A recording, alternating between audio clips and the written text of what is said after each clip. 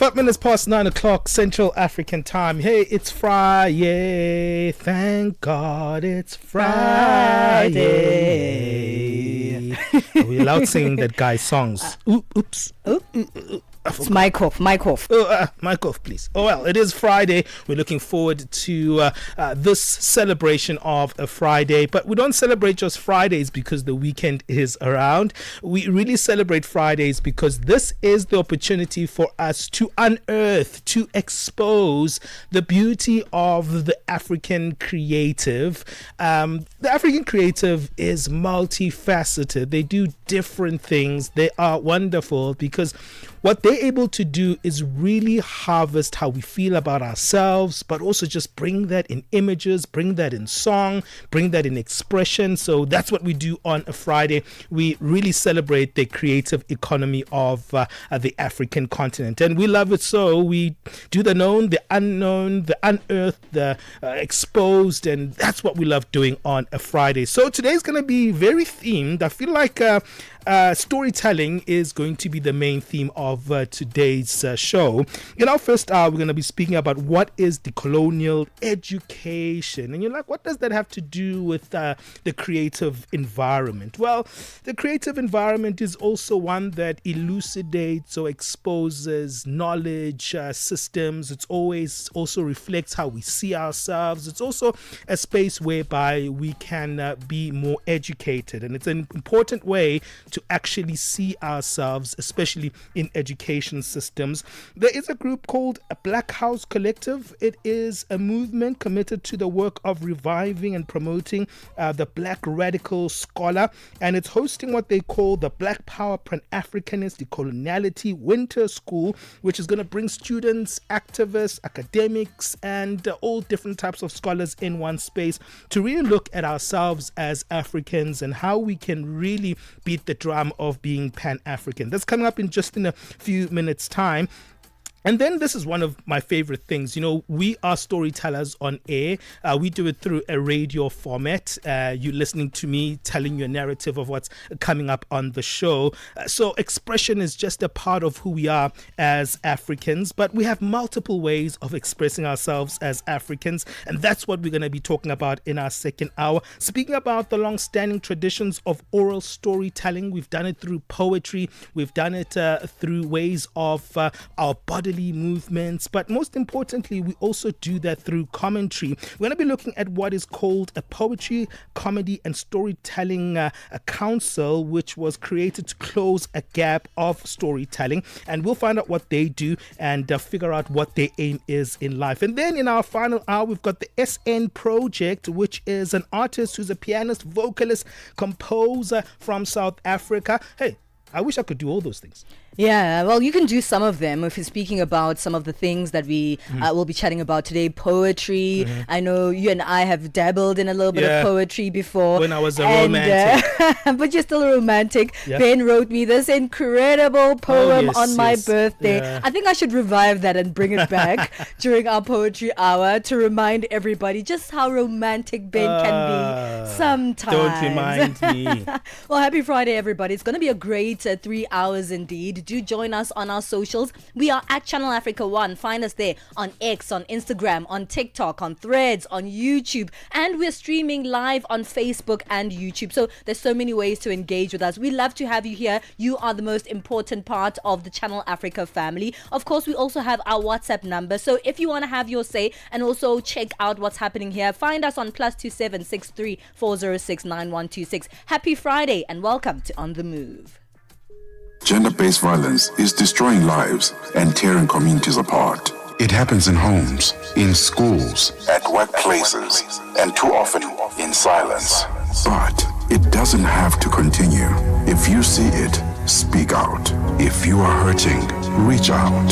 Because doing nothing is not an option. Listen to all 19 SABC radio stations from Wednesday 23rd of July for Hard Talk, discussions, advice, dramas, educational shows, and interviews around GPV with experts, survivors, lawmakers, and the whole country affected by gender-based violence. For all your favorite SABC radio stations, call 0800 428 428. To report abuse or get help, GBV, it ends with you. This message is brought to you by the SABC. Get set and be ready to go. On the move with Palesa and Benjamin Moshatama. Hey, it's a Friday edition of On the Move. This is when we get ready for the weekend. But the weekend is not just the thing that we're getting ready for. We're getting ready also to really love on our creative environment, our creative economies here on the African continent. It's wonderful that we've got variety in who we are in our creative environments. But the one that's usually underrated is our scholarly environments, where we don't think there is a creative energy in that space. However, there is. We have a lot of rich history that is really embedded in our libraries, a lot of black writers in the Pan-African environment that have really scripted out who we are, who we used to be, and where we should be going as Africans. And that's why we're starting this conversation on this note, to really unpack the importance of this creative space. We're going to be touching base with the Black House Collective, a movement committed to the work of reviving and promoting Black radical scholars, hosting what they call the Black Power Pan-Africanist Decoloniality Winter School. It's meant to be a gathering of artists, activists, students, and scholars.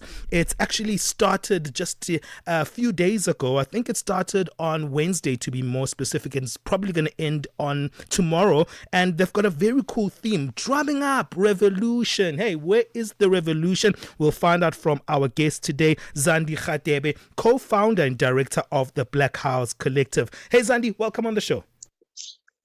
Thank you so much for having me. Good morning, everyone. Hey, we love having you here. Let's talk a little bit about Black House Collective. How did it come about? The Black House Collective has always been, I suppose, a movement that's been existing in Soweto in different shapes and form. I remember as far back as 2009, when I had completed my master's in universities. Instead of going to find a job, I started an organization. We called it Siapambi, the Youth Pioneers, where we basically were introducing Black consciousness and critical thinking to Soweto high schools through debate and public speaking. And we did this work that always got us, noticed, because once you teach Black kids about who they are, they shine and they blossom. I mean, we were having tournaments against your prestigious white schools, and kids from Soweto who didn't have blazers at the time were just, doing such an amazing job. And so we've been continuing this work, through different movements. I think where the Black House Collective is now, as a collective of ideas and people who have been thinking quite seriously about the condition of Umdomnyama, what we call the Black condition. Of course, we started as a reading group where we were reading political literature, that got us to question the conditions as we found them. And we are inspired by the ideas of Stephen Bantu Biko and Robert Mangaliso Sobukwe, which is why we have called ourselves the Black House Collective, because that collective, which is spelled with a K, it's actually symbolic of the culmination of Black consciousness and Pan-Africanism into one movement, because we've been taught to separate Ubiko from Umangaliso Sobukwe, and the Black House Collective is just, correcting that error in organizing ourselves as a collective for the work that we do. It sounds very serious. It sounds very deep, The people call this stuff very like, hey, there's our deep sister. They're speaking about deep things, speaking about Robert Sibukwe. Yeah, man, these are the stories of old. But what we don't know of these wonderful figures that you've talked about were that they had a creative energy that we've never really exploited enough, right? When you think about Bantu Biko, it is fascinating to hear his life story, how he was able to assemble a group of people to be self-sufficient, how he was able to actually garner even students to actually unpack the scholarly notions of what it means to be black and be proud of being black. But also, he was someone who also activated creatives in the community. And I think most of this time we over politicize some of these wonderful humans that we have in our history, and we forget of their creative energy. And I love the fact that you're exploiting that side of Pan-Africanism and black identity. No, the Black consciousness movement, and thank you for that. The Black consciousness movement has always been at the center of radical Black culture, especially during the era of the 70s, because you have, various movements emerging from parts of Pretoria, the Dashiki elders, as well as people from Soweto, becoming the cultural wing of the Black consciousness movement, because as you know, the Black conscious movement had three strides. The one was political, the one was educational, and the other one was cultural. Right. And so it was, I think, from that flow of ideas, which, combined the political, the educational, as well as the cultural, where we found inspiration in terms of this year's winter school. Not only are we centering the arts, but we are also centering arts education, which is something that is neglected, both in mainstream primary school, high school, including university. You still have people who are packaging knowledges into, separate disciplines. Whereas the arts allow you to think conceptually, to think philosophically, and to think scientifically, all in one, in a very holistic manner. And so we decided that also because this year, 2025 marks the 100th-year anniversary of three key revolutionaries in our history. One is Patrice Lumumba from the Congo, the first prime minister of the Congo, who was born on the 20th of July, actually, in 1925. The second one is Malcolm X. He was born on the 19th of May in 1925. And the third one is Frantz Fanon.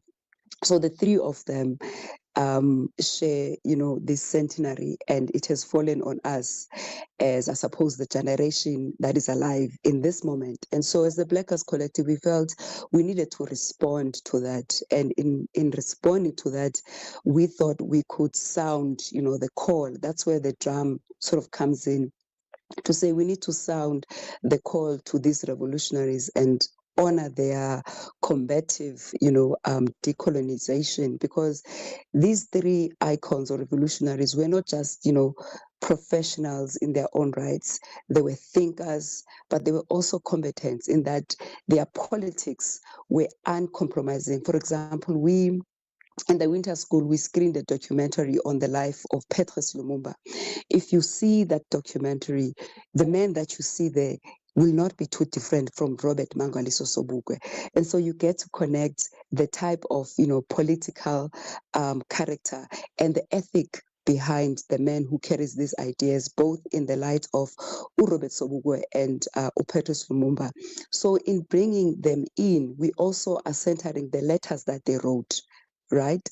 And we're trying to have a conversation between sound and word, where we are centering the drum as a tool to call everyone together.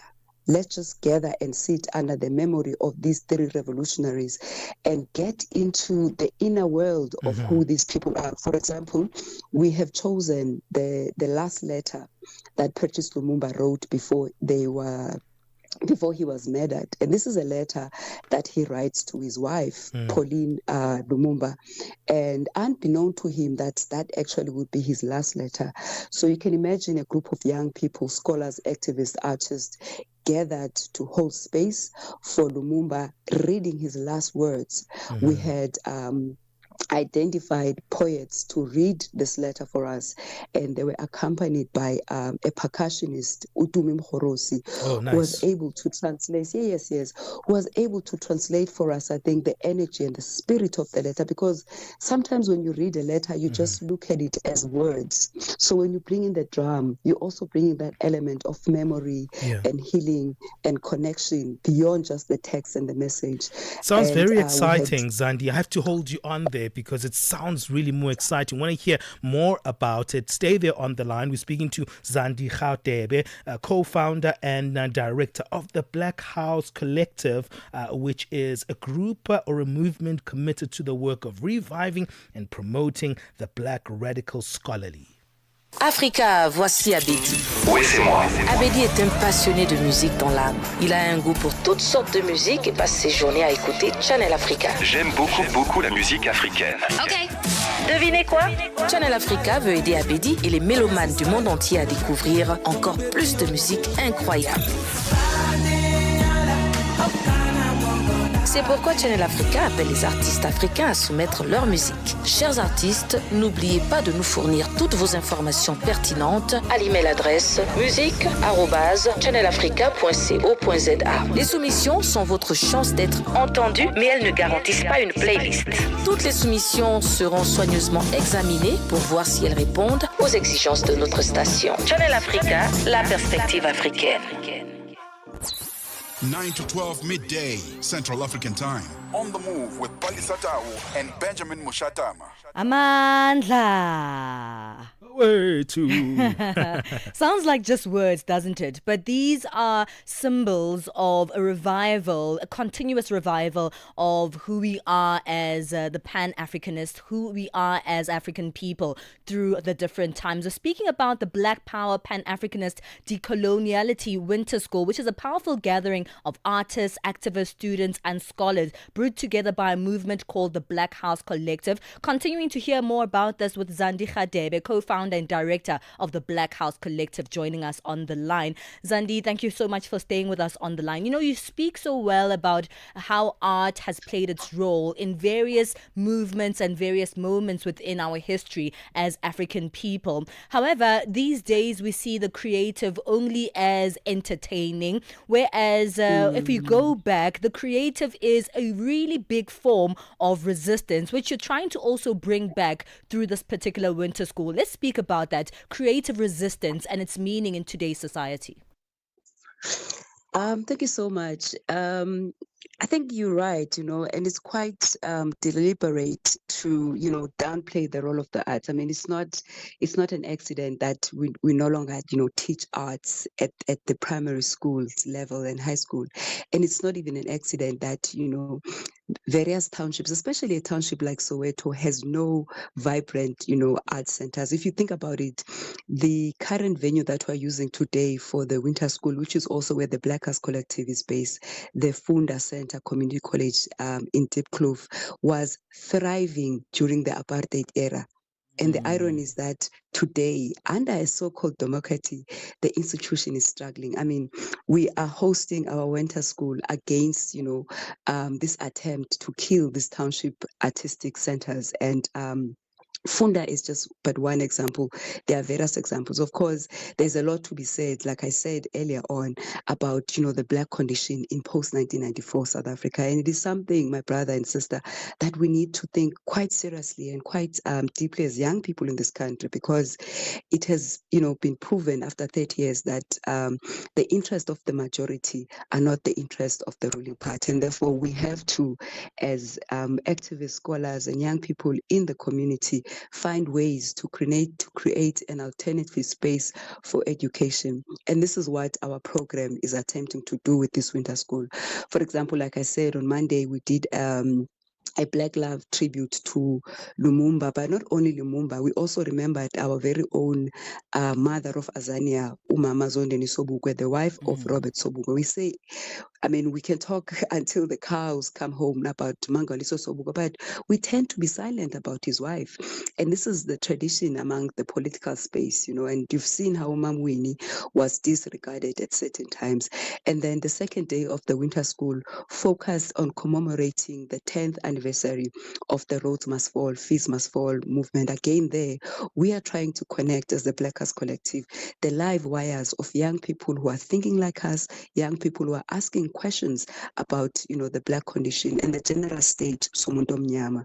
And on the third day, which was yesterday, we collaborated with UNISA, the UNISA Institute for Social and Health Sciences, which has a campus in Lenasia in the community.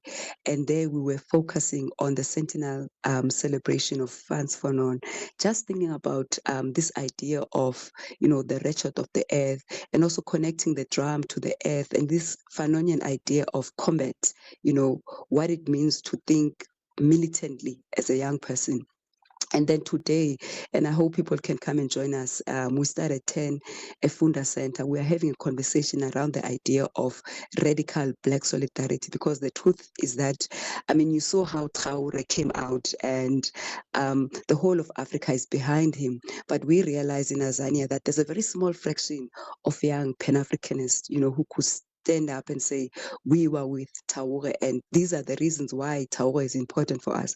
So we are creating a space for Pan-Africanist activists and Black consciousness activists to come together today to have a conversation about, building Black solidarity through programmatic unity. And what we mean by that, just briefly, is that we can't want to unite for unity's sake, but if we put programs in place, those programs will determine better the direction and the intensity of that unity.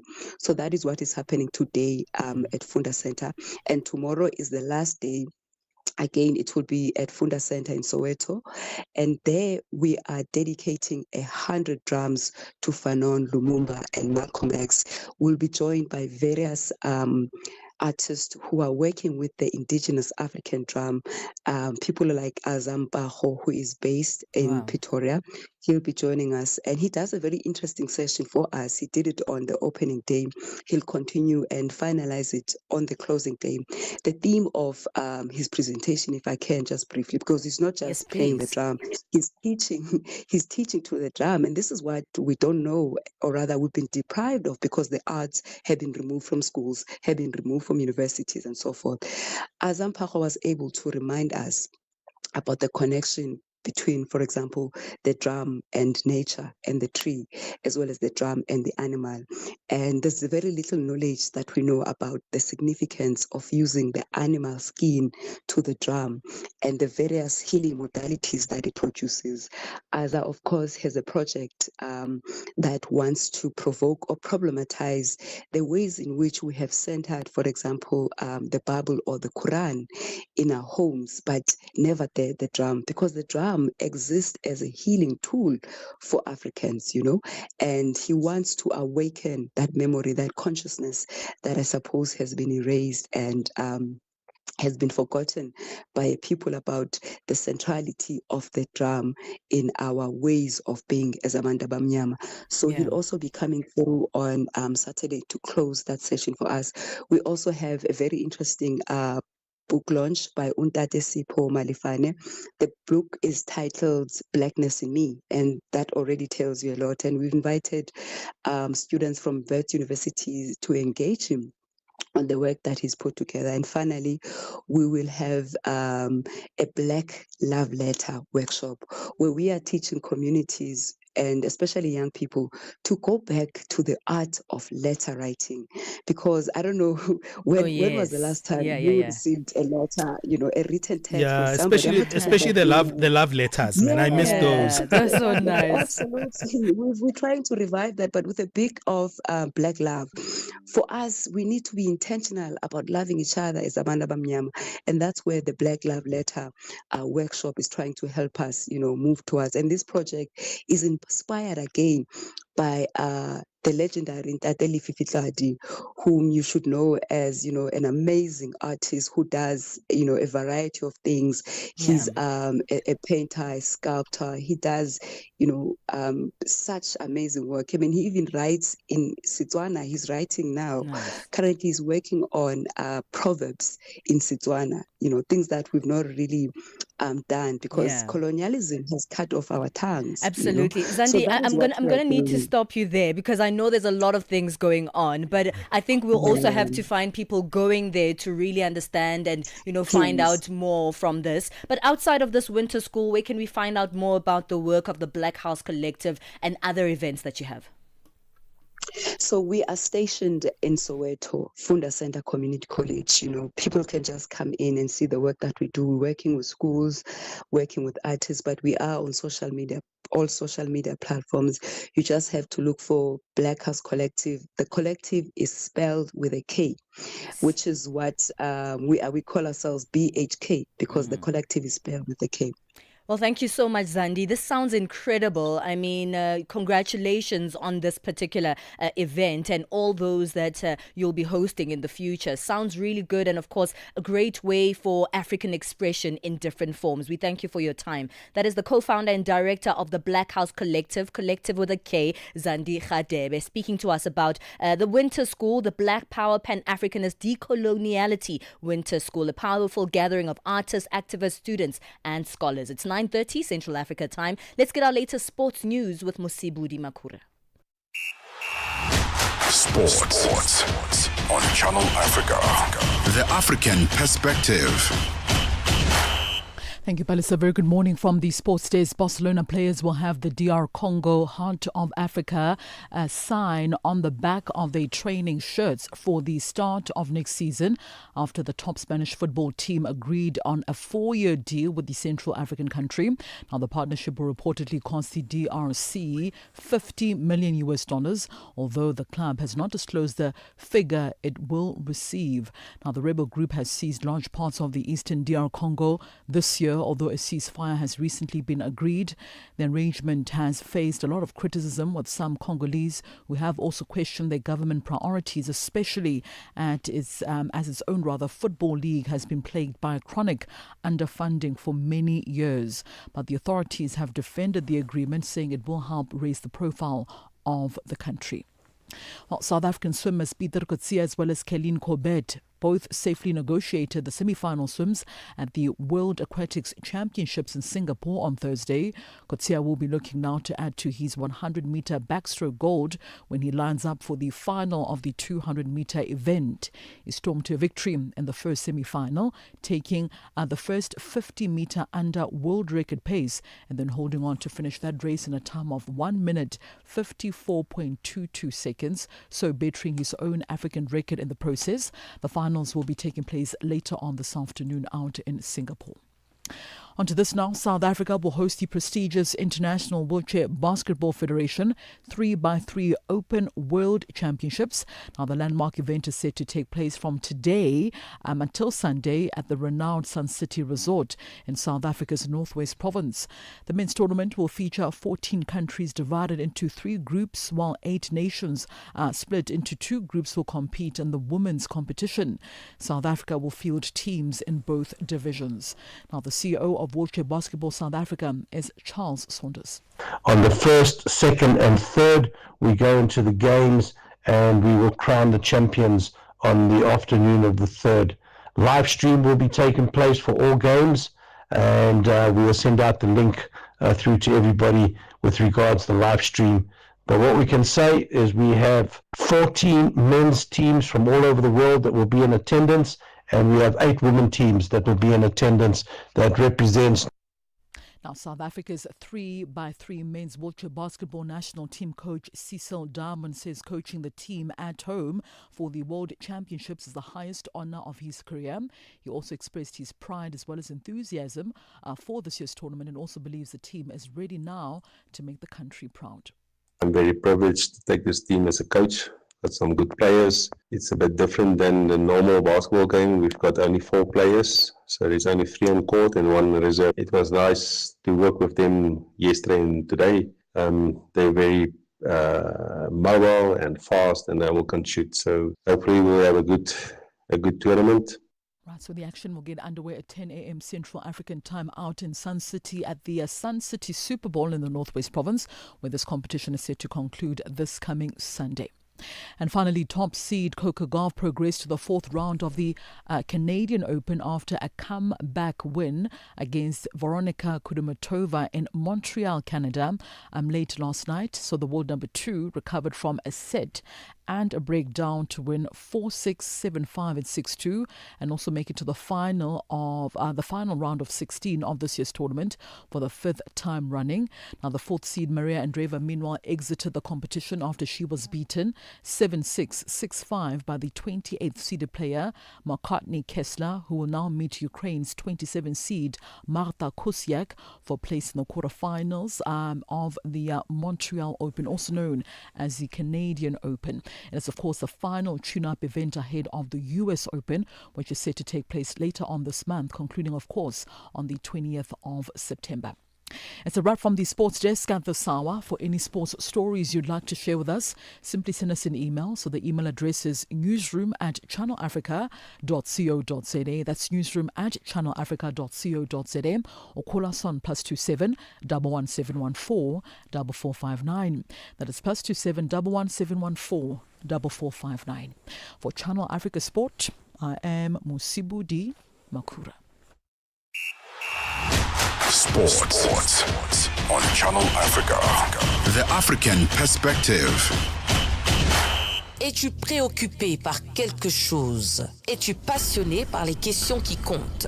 As-tu une voix qui mérite d'être entendue? Eh bien, nous avons la plateforme parfaite pour toi. Téléphone-nous ou fais-nous un WhatsApp au +27 66 408 87 42 et nous te rappellerons. Sois dans la conversation. Salut Channel Africa, ici Beno le diamant rouge et Binal Sport depuis le Cameroun, le pays des lions. Voilà. Sois dans la conversation. Il ne s'agit pas seulement de parler, mais c'est ta chance d'exprimer ton point de vue, de partager tes opinions et de t'engager avec une communauté qui valorise ton avis. Suivez-nous sur les réseaux sociaux, visitez notre site www.channelafrica.co.za et préparez-vous à partager vos points de vue sur Channel Africa, la perspective africaine. Thank you, Musibudi. Let's move on right now and get our latest business news from Chanduko Ligeke.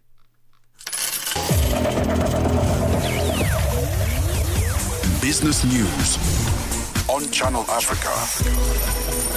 The African Perspective. Thank you, Benjamin and Palesa. Good morning.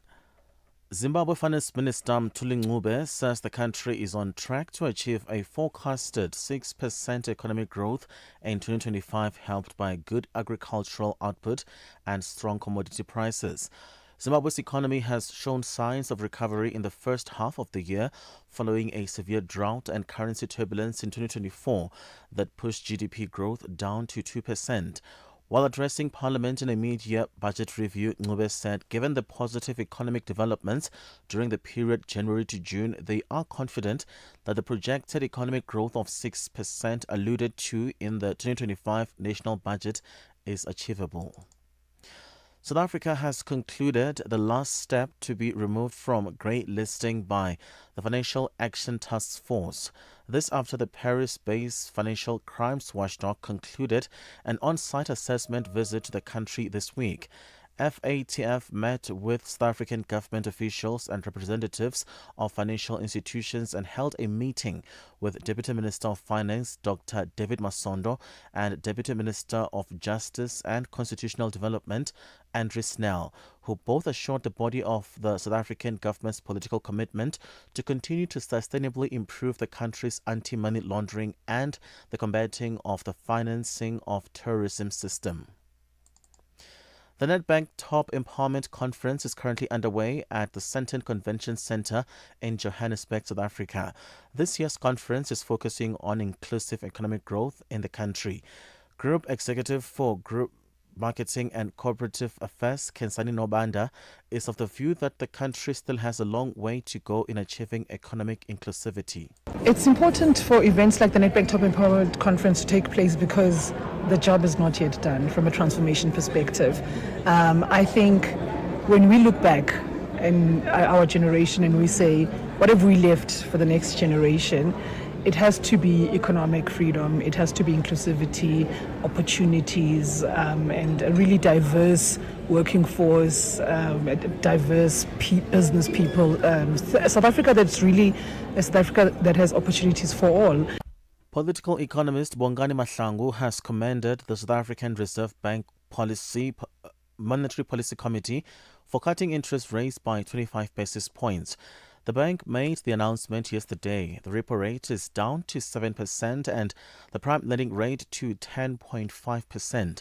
Matlangu says at least the Reserve Bank is not merely copying the U.S. Federal Bank's decisions. When we look at an export diversification strategy, it usually hinges on two things. One, it's finding new markets, expanding markets, and also the other, it is then the diversification of the product or service that is being exported. So if you look at the quality of the product that South Africa produces, if those products were to be traded in Africa, it would make a lot of sense for South Africa. So the free trade area becomes then a vehicle to get South African exports into Africa.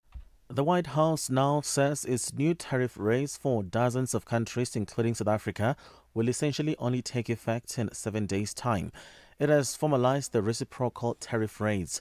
The rate for South Africa has been put at 30%, India at 25%, and Lesotho and Zimbabwe at 15% each. The 7-day period will provide or give additional room to countries seeking to conclude trade frameworks such as South Africa, Sean Bryce Peace reports. The latest executive action includes an annex listing the new rates, with South Africa's set at 30%, confirming a number floated in July in a letter to President Cyril Ramaphosa and posted by President Donald Trump on Truth Social. The order says that certain countries listed in the annex had agreed to or were on the verge of agreeing new trade arrangements with the United States, and that the rates published would apply until such time as those agreements were concluded. The order indicates that goods determined to have been transshipped to evade applicable duties would be subject to an additional 40% tariff. $1 in Nigeria is trading at 1,000 Naira 530, Botswana 13 Pula 35, Kenya the dollar is at 128 shilling 52, Zambia 22 kwacha 91. BRICS countries, $1 in Brazil is at 5 real 59, Russia 80 rubles 69, India 87 rupee 57, China 70 yuan 19, South Africa 18 rand 9 cents. $1 is 76 pence to the British pound, 87 to the euro. Commodities, gold is at $3,295, platinum at $1,287 per ounce, the price of Brent crude oil at $71.83 a barrel. That is all for now. For any business stories you'd like to share with us, please send us an email to newsroom@channelafrica.co.za, or you can call us on +27 11 714 4459. For Channel Africa Business, I am Chanduko Ligege.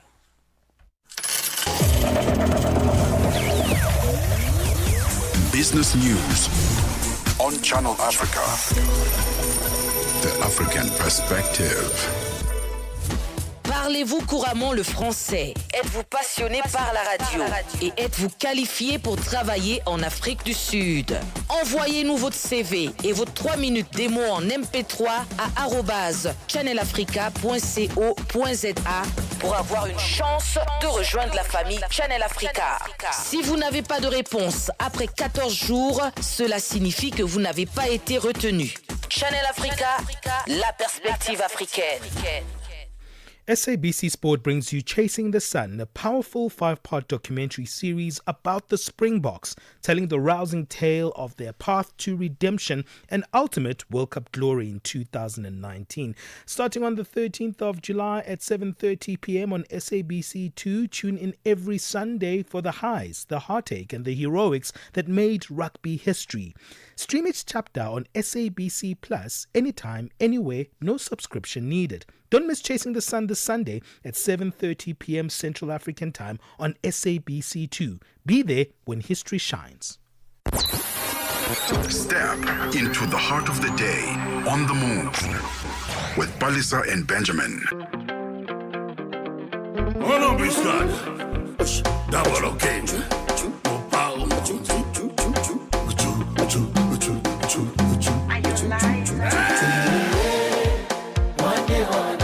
Le général Dangote, le grand Mouao, Mama Dangote,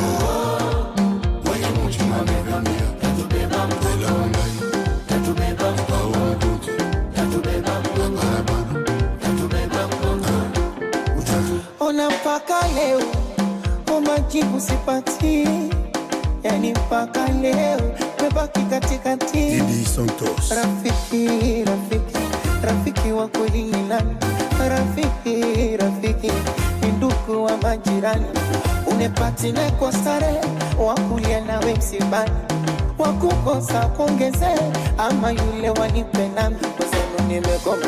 Rafiki yangu pesa, Ricardo Momo, rafiki yangu pesa, Don Fumwe, rafiki yangu pesa. Aji, jibu dangote, yamaji, na chidi benzi, jibu ageto, akumbeji, chipolopolo, la présidente Mama Samia.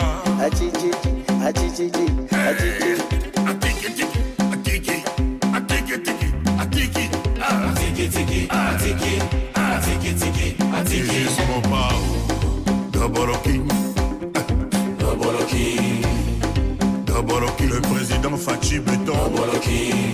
Nazi Gito, Nazi Biden, Nazi Sugali, Tobina, Nazi Makambo, Nazi Bidenda, Nazi Kangama, Zinda Bangun, Zinda Bangun, Zinda, Sepeta, Zinda Bangono, Zinda, Sebenza, Zinda, Mama Lia Bangono, Lia Bangono, Lia, Mama Lia Bangono, Lia Bangono, Joseph Bertier.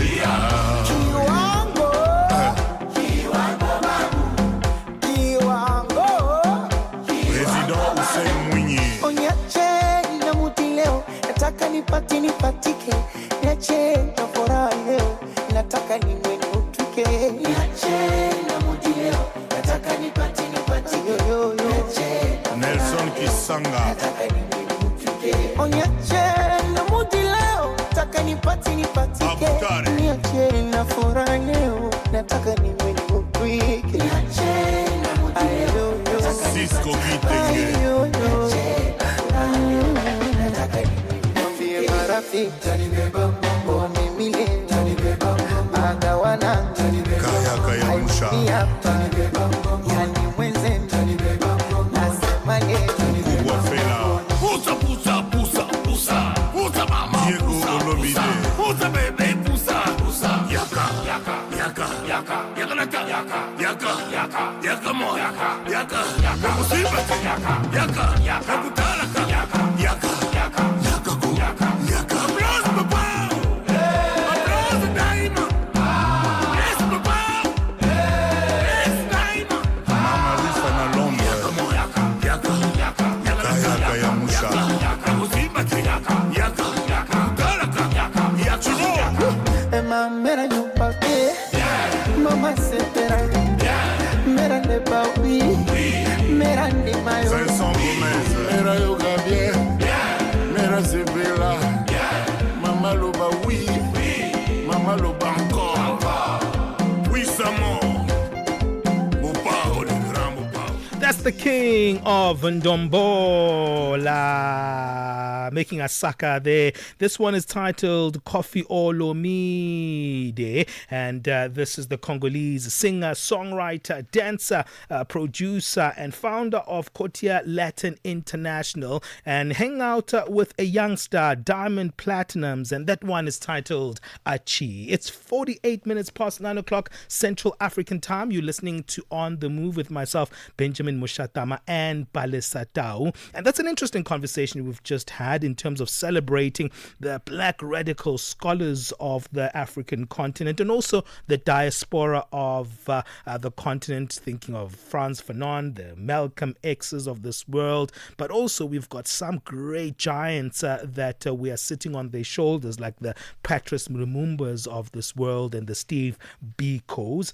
Do you have anyone when you look back and you're like, you know what? I like this one. Whether it doesn't have to be, the thing is, people think it has to be someone who's in politics, right? Yeah. But is there anyone historical, Pali, that you look at and you're like, you know what? I like this energy. I like this spirit. It doesn't have to be on the African continent, but someone who's black and you're like, you know what? This was someone that I can actually relate to. My mother. Yeah, because your mother was a political stalwart, she right? was, yes, she was. Yeah. So tell us why. There's a lot of energy. Her energy is something that can be felt through the community. And I know I'm not as community based as she is, but it's an energy that I sometimes would love to have fed off, but also just that fighting spirit. And I think we're fighting different fights generally. Yeah. She fought a fight of apartheid, and I have my own different fights and struggles that I see in today's time and in my own interactions. But it's that fighting spirit that gets you through pretty much anything that you would go through in whatever time frame that would be. I like it that you brought it to a family context, because there are so many heroes in our own families that we tend to forget because maybe their story wasn't told. I have to say, my uncle Elias Dintwa was actually a 1977 student who disappeared the very same year. Yeah. And he was an activist in their school, creating dramas, writing a playwright at the very young tender age in high school.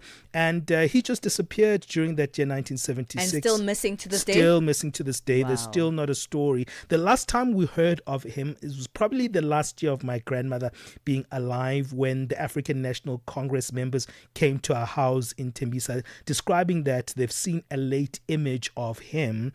And they gave us an image of him, and he was bruised I think on his left side.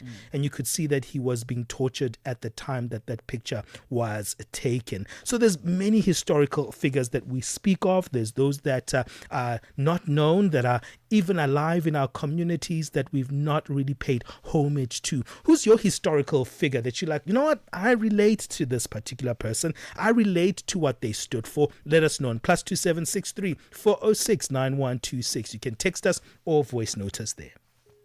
Nkhanza zokhudza amuna ndi azimayi kapena kuti gender based violence GBV zikuononga mioyo komanso kuphwasula midzi.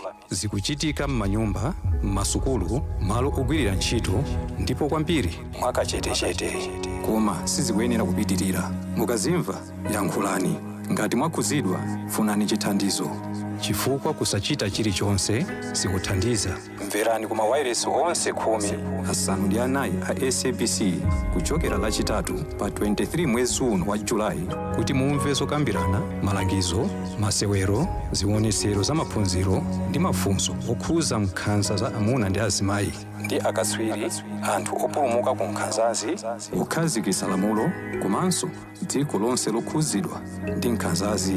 Zonsezi pa wireless yomwe mumayikonda ya SABC.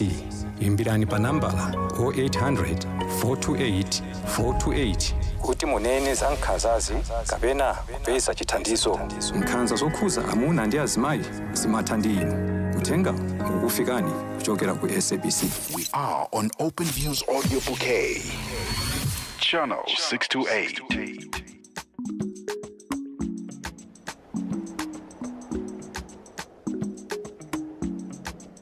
Hey, you're bad, man.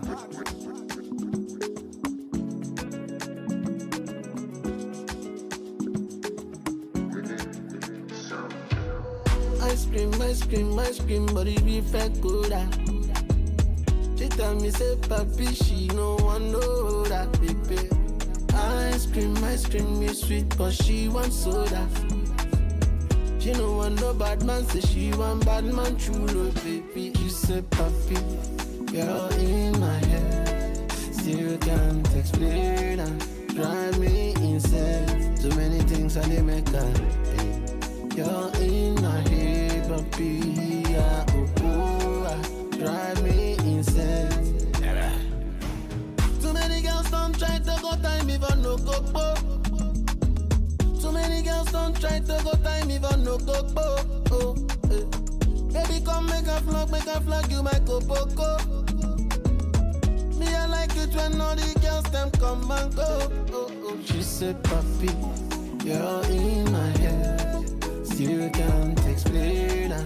Drive me insane. Too many things I did make her.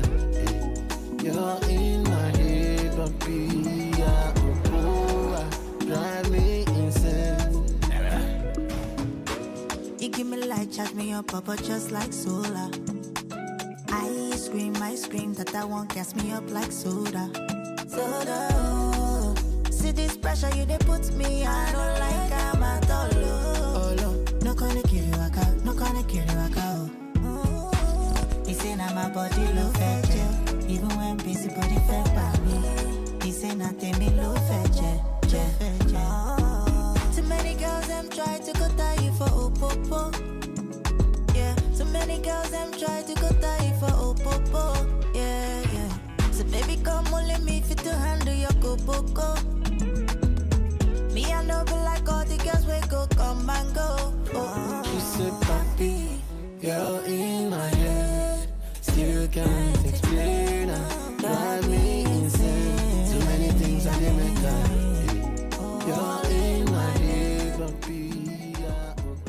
It's 9:55 Central Africa time. This is Timaya and Tiwa Savage in my head. What's in my head today is definitely the conversations we'll be having this Friday. We'll continue a narrative of storytelling into the next hour of the show. And you know what? Storytelling really is at the heart of who we are as Africans. And in fact, more than having a written history, we have a verbal and oral history that is quite rich. However, it feels like we've stopped really telling those oral stories. And that can be quite heartbreaking because not only does oral storytelling tell us where we come from, but it's also a way of exchanging ideas. It's a way of entertaining one another, and it's a way of really engaging in the current, the present, the past, and the future as well. And I think we really should be bringing back the importance of oral storytelling. Yeah, absolutely, because historically it was always about how we take information from one generation to another generation. And that was always an important element of oral storytelling. It was not just casual. It was not just something we did for just the use of communication. As important as that was, there were moments in our historical contexts and even in our modern context where information is taken from one generation, and over time it's not done in a very formal way, but you'll hear an emphasis of a way of doing things.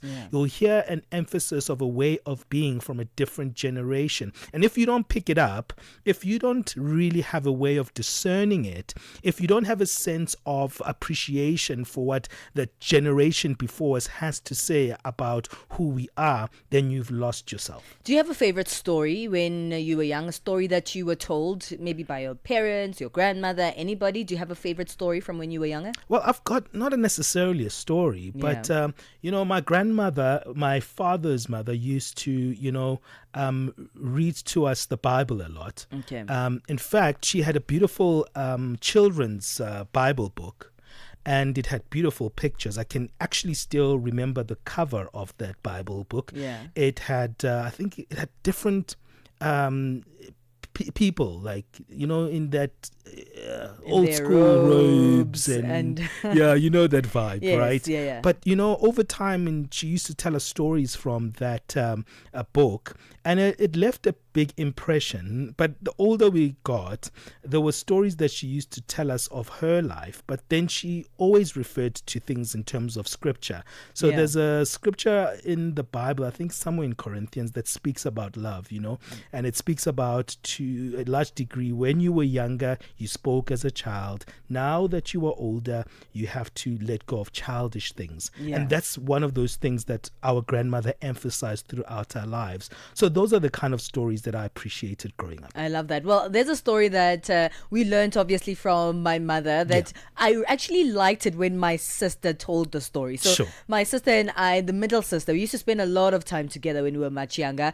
And so I loved that story told from her perspective because she would be so animated about it. It's the story of Tsilane. It's also like love that one. It's a Tswana story. My mom used to tell me that when I was younger. Yes, it's a Tswana folk tale, well, and I used to love her, love it. So we'd spend so much time together playing and do whatever, and I would then go and annoy her and say, Kagiso, please tell me the story of Tsilane. And she'd be so bored because this was almost an everyday occurrence, and she'd be like, no, not again, but she'd give in and tell me the story. And it was just a beautiful childhood memory because this wasn't a story that had, life lessons. It probably were life lessons inside the story, which they are in most African stories either way, but I just loved how she would tell the story, and I can't forget. Yeah, well, talking about Kagiso, she's just given us an emoji shout out on our live feed. Hey Kagiso, thank you for joining us, our sister, online. Thank you to Chenga Joseph as well,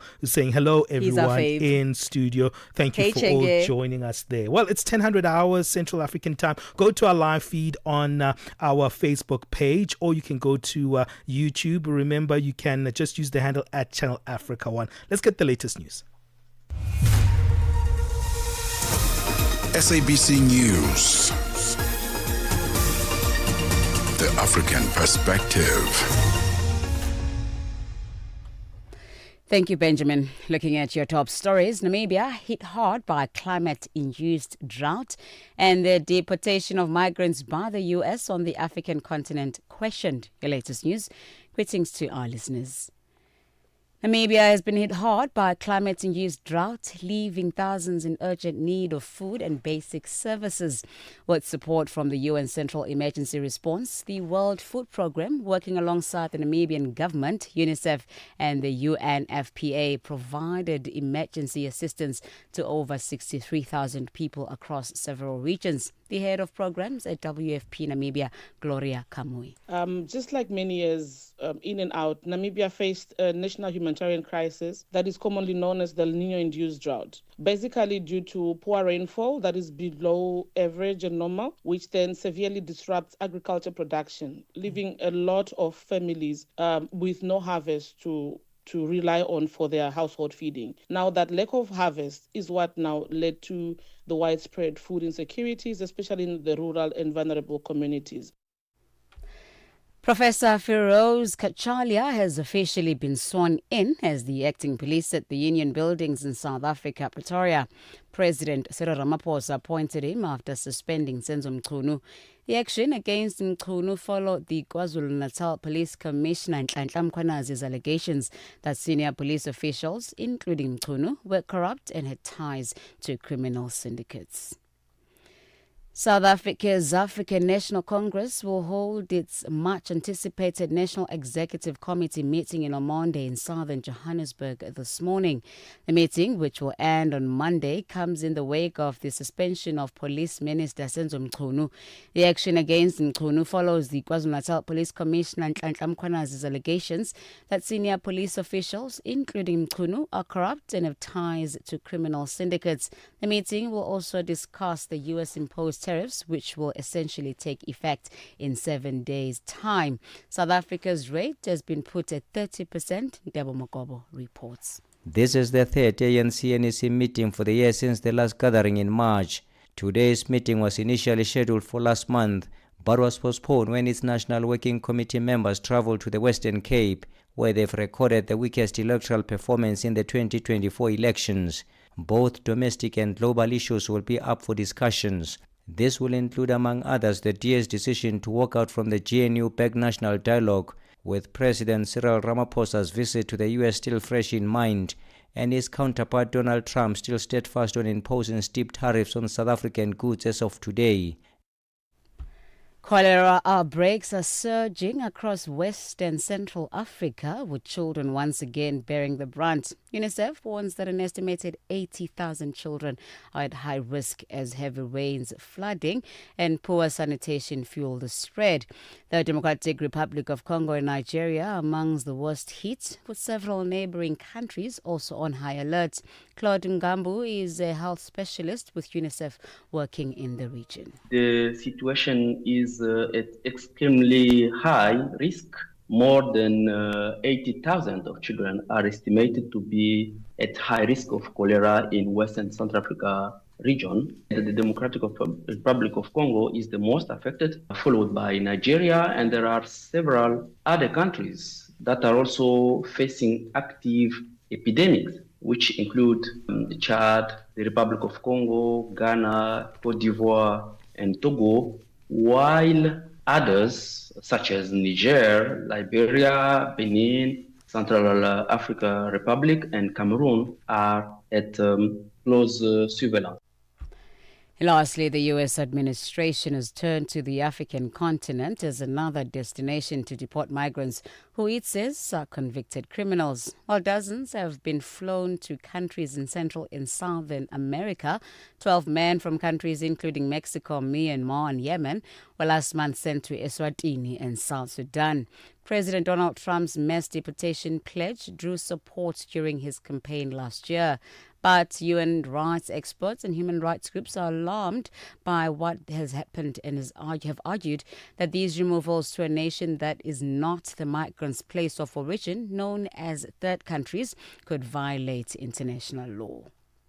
Recapping on your top stories, Namibia has been hit hard by climate-induced droughts, leaving thousands of urgent need of food and basic services. For any news stories you'd like to share with us, please send us an email to newsroom@channelafrica.co.za or call us at +27 11 714 4459. Channel Africa News, I'm Onele Nsinsi. SABC News. The African Perspective.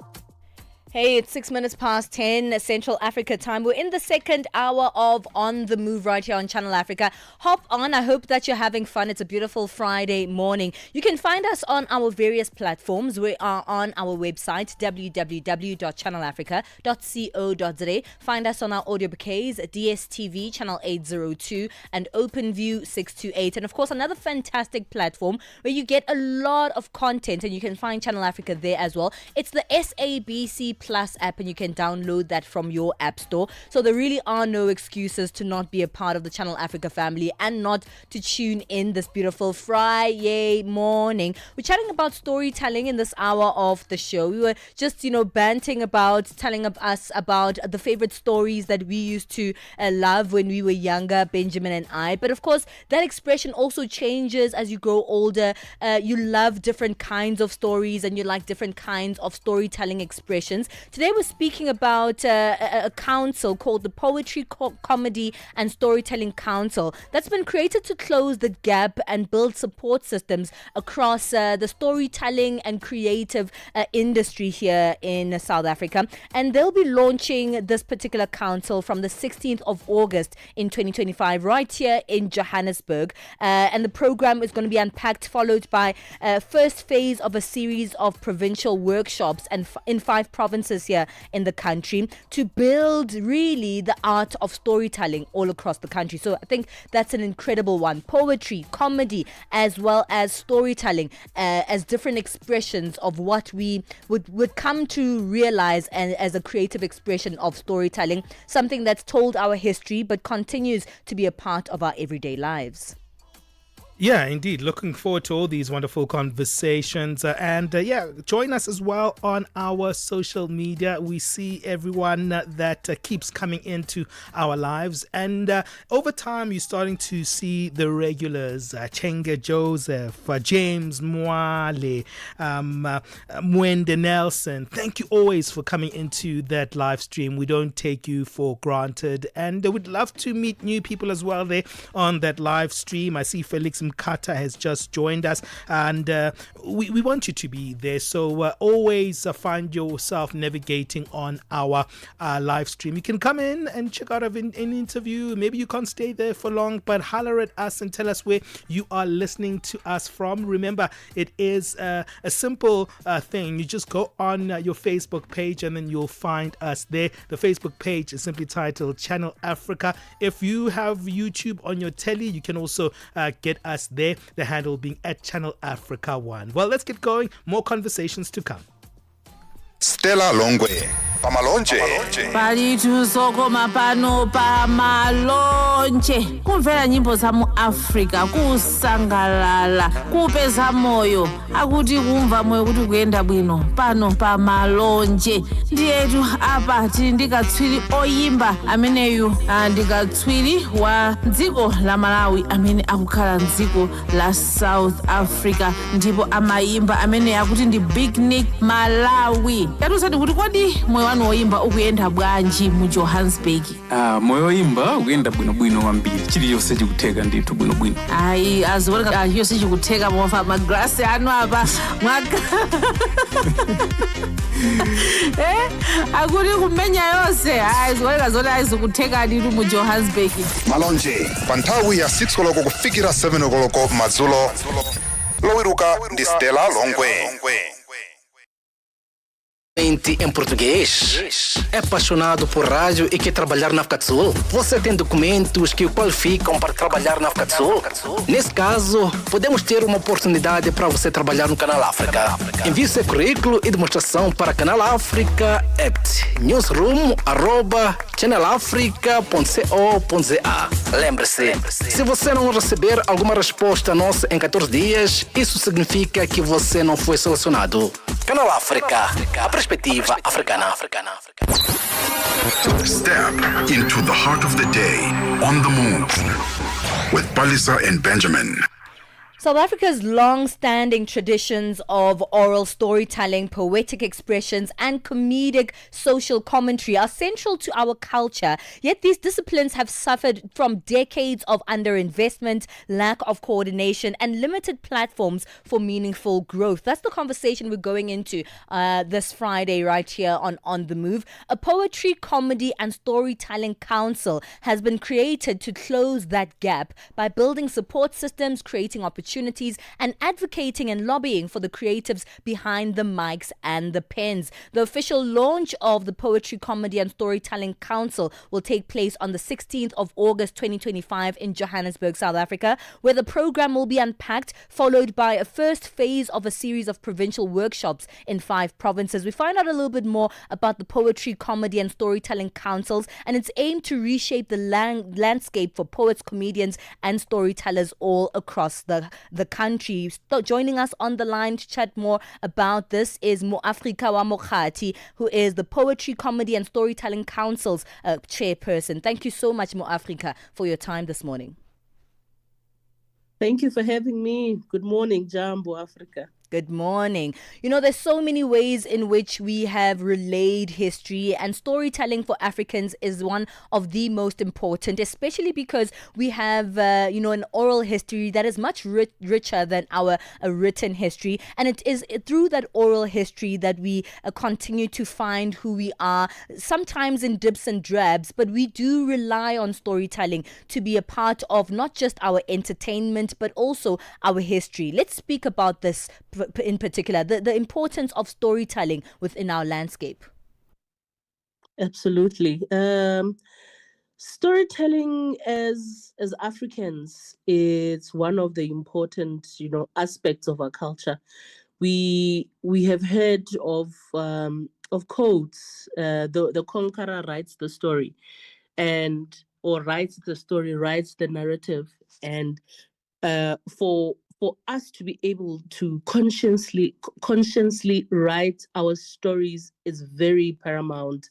To write the timelines where we are living, where we are able to document and tell the exact things that are happening, it is very crucial. And organizations like this one speaks, to that narrative that historically we were not able to really speak our stories, even though we have found ways of transferring, stories of victories of our people, stories of healing methodologies, indigenous knowledge systems through telling stories around the fires, and we find ourselves now using other mediums for us to be telling stories, and not only just orally, but then oral becomes one of the ways of of relaying these stories, relaying these messages, relaying these healing methodologies, relaying these ways of laughing together. One of the stories that I hold dear was shared by my grandfather, who seemed to be such a very stricter person, but when he would share these comic stories, and I would be like, this guy, so he can, just sway aside. And that has created a lot of building blocks for me and the things that I do, and how intentional I become in also serving the bigger community within the creative and cultural industry, of using storytelling as mediums of preserving. Africa, let's talk a little bit about that, because one would think that we have really sidelined, especially oral arts or oral creatives. What's happening in that space? What are you seeing that we need to do better? Because it's easy to support something that's visible, like visual art, but an oral tradition, it's very hard to capture and support it, because it's something that happens in the moment. I mean, the Pocomsto Council Monday comes after Minister Gayton McKenzie's bus parade in last year, August, and the restructuring of how to approach, the creative and cultural industry, for me, was very important. We have the likes of Cricket SA, Rugby SA, and we don't have similar models in the creative and cultural industry. So I said yes to serve, in this council, and it is for those reasons that we don't know where to start, or we think that we don't know where to start. Preserving works now, it has become better.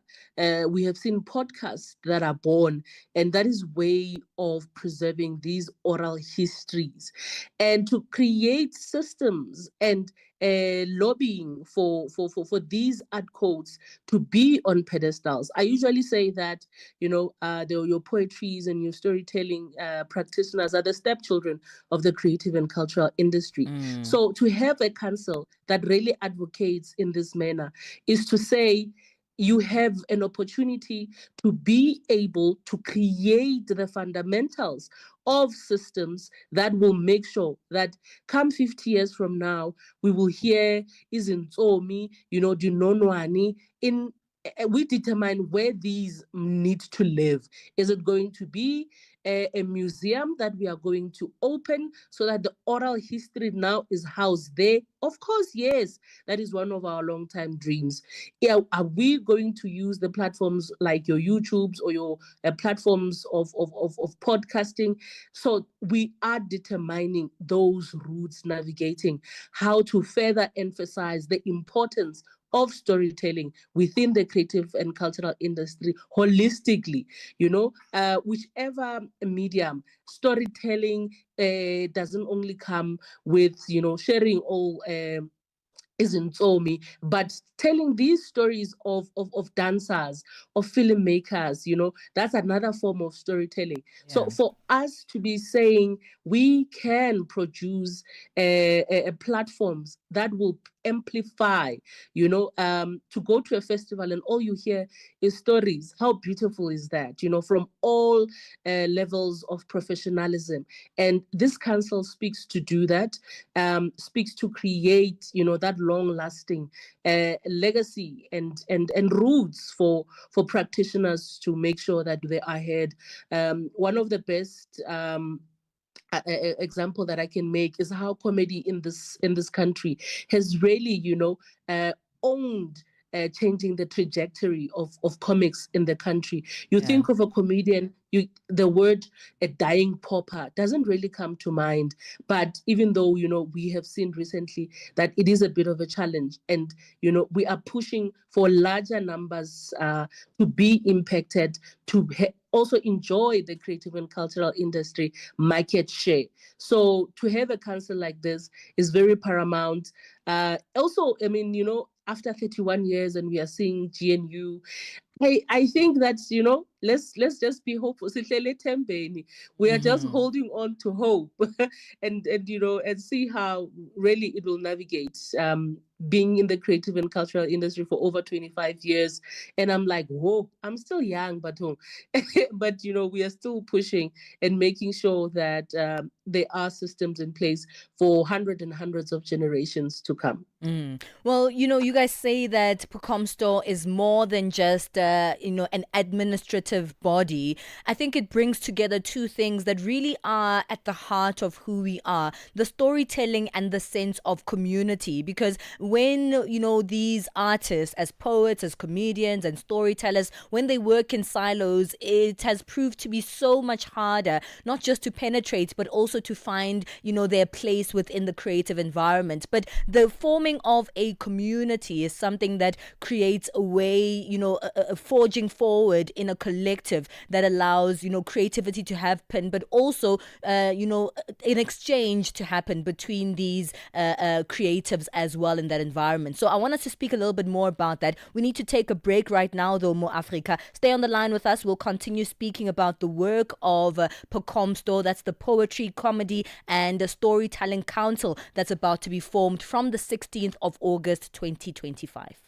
Mix Vibration sur Channel Africa. C'est notre invitée du jour, la belle Aina Mwenze. Elle est là, certaines l'appellent Boss Lady. Bonjour Monsieur Jolino. Parlez-nous un tout petit peu de vous. Je m'appelle Boss Lady Aina. Je mets l'accent sur le nom de Boss Lady parce que je mérite cela après le travail fait. Et c'est une rémunération en titre de la personne que je suis devenue aujourd'hui. Épouse et une mère de 4 garçons. Et voilà ce que je peux dire pour l'instant. Et vous vous êtes lancé dans le business, comment c'est venu? En tant que mère et se retrouvant dans les pays étrangers, particulièrement en Afrique du Sud, je me disais que laisser les enfants sur la charge des travailleurs ou d'une bonne, ça serait pas très intéressant. Je me suis dit, bon, je dois essayer de m'organiser et trouver un emploi que je peux faire. Mix Vibration, tous les dimanches de 18h à 19h, temps universel.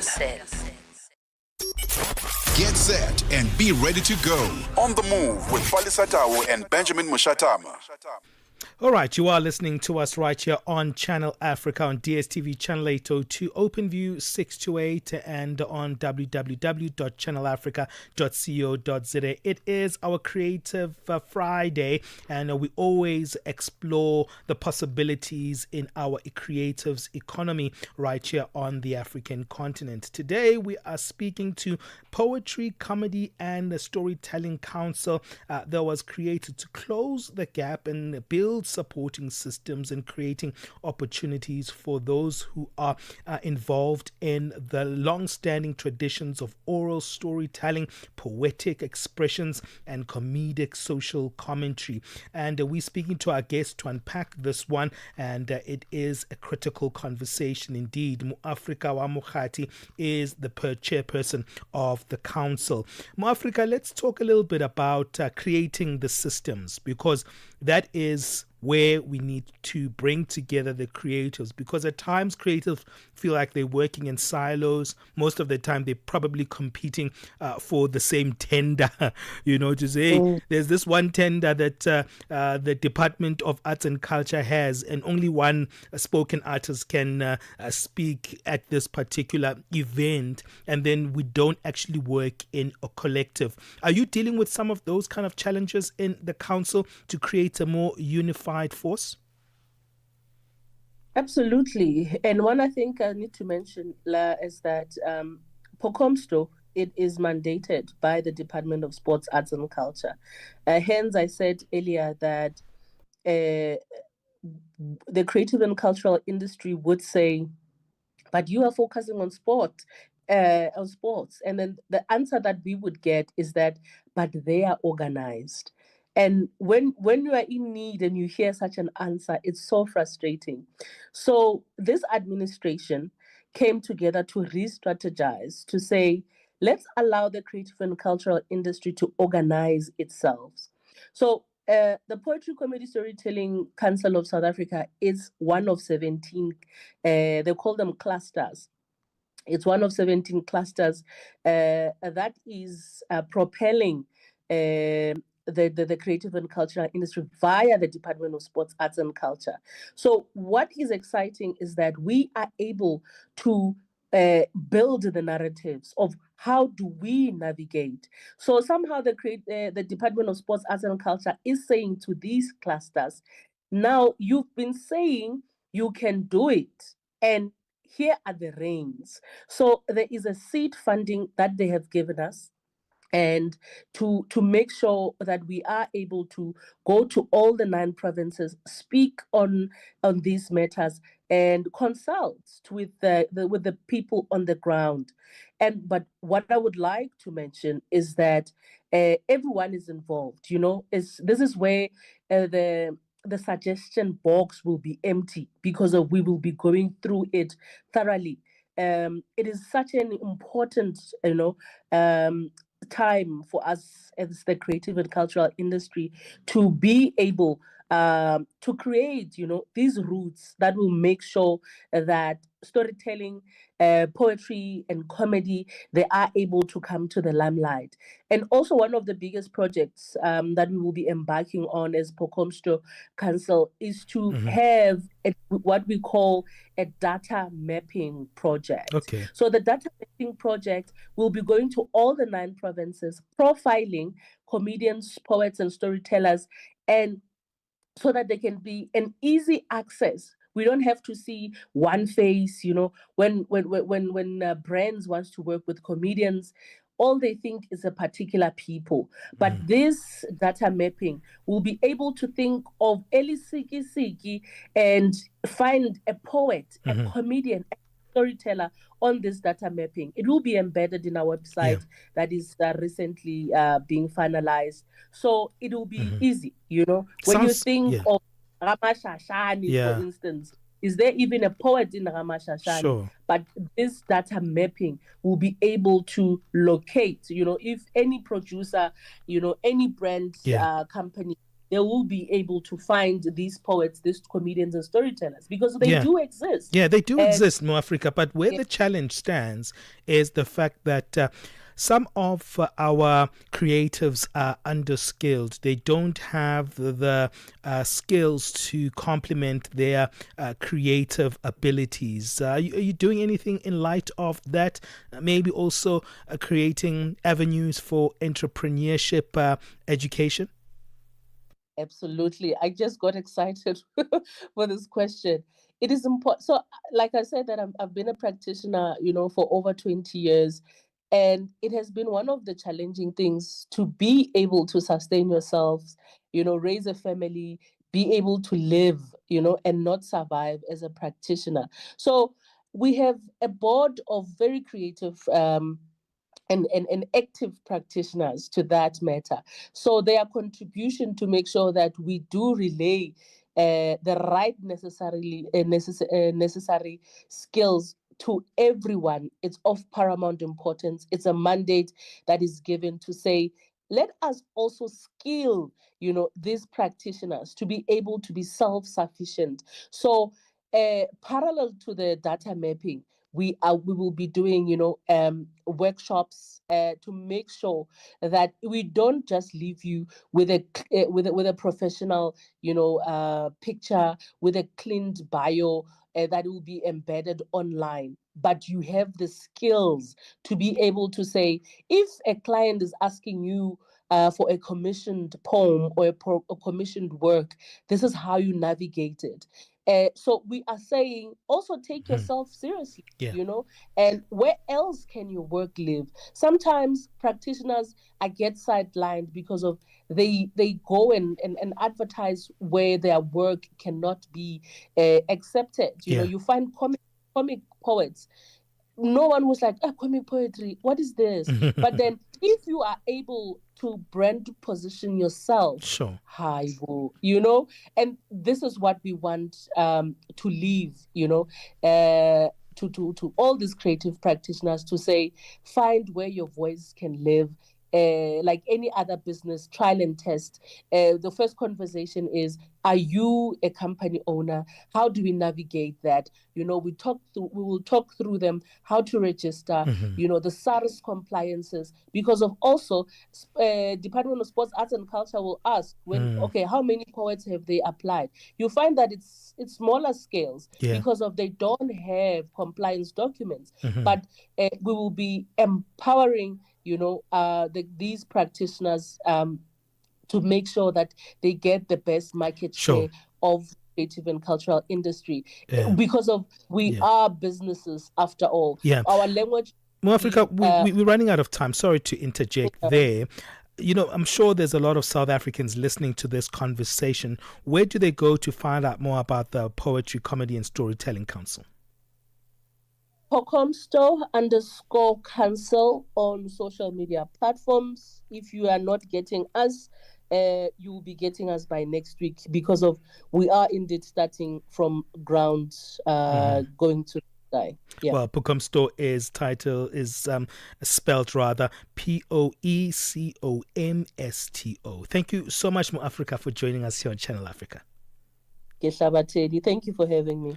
Well, that's Mo Africa wa Mokgati. That's the Poetry, Comedy and Storytelling Council chairperson. That conversation takes us to 10:30 Central African time. What do you think about that theme and that conversation? +2763 406 9126. It's our WhatsApp number where you can engage with us. Well, let's move on right now.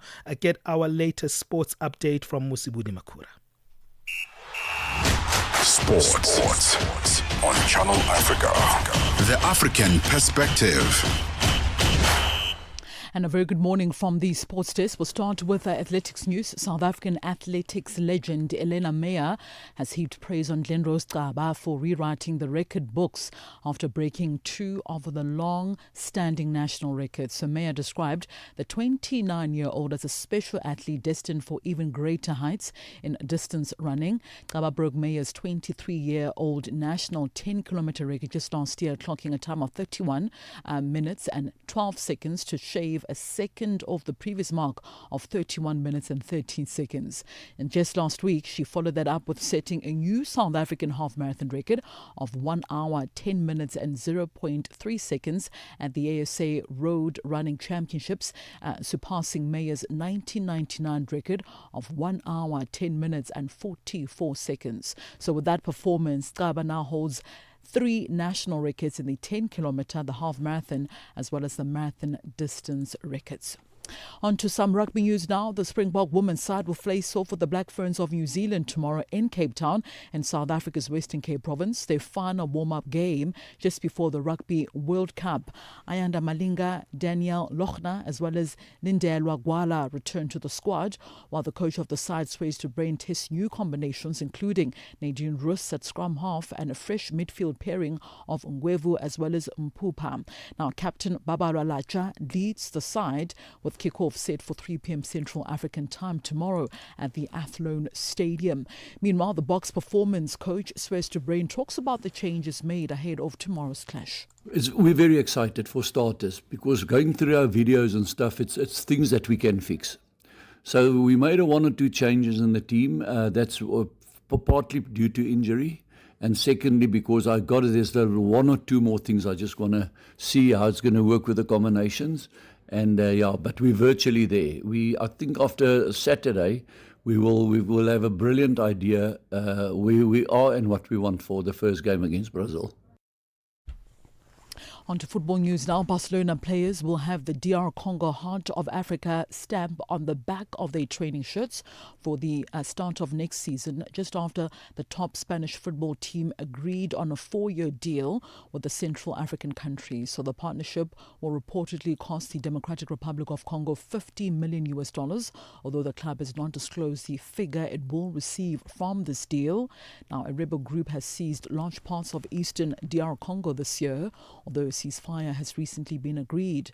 The arrangement has faced a lot of criticism from some Congolese who have questioned their government priorities, especially as its own football league has been plagued by chronic underfunding for many years.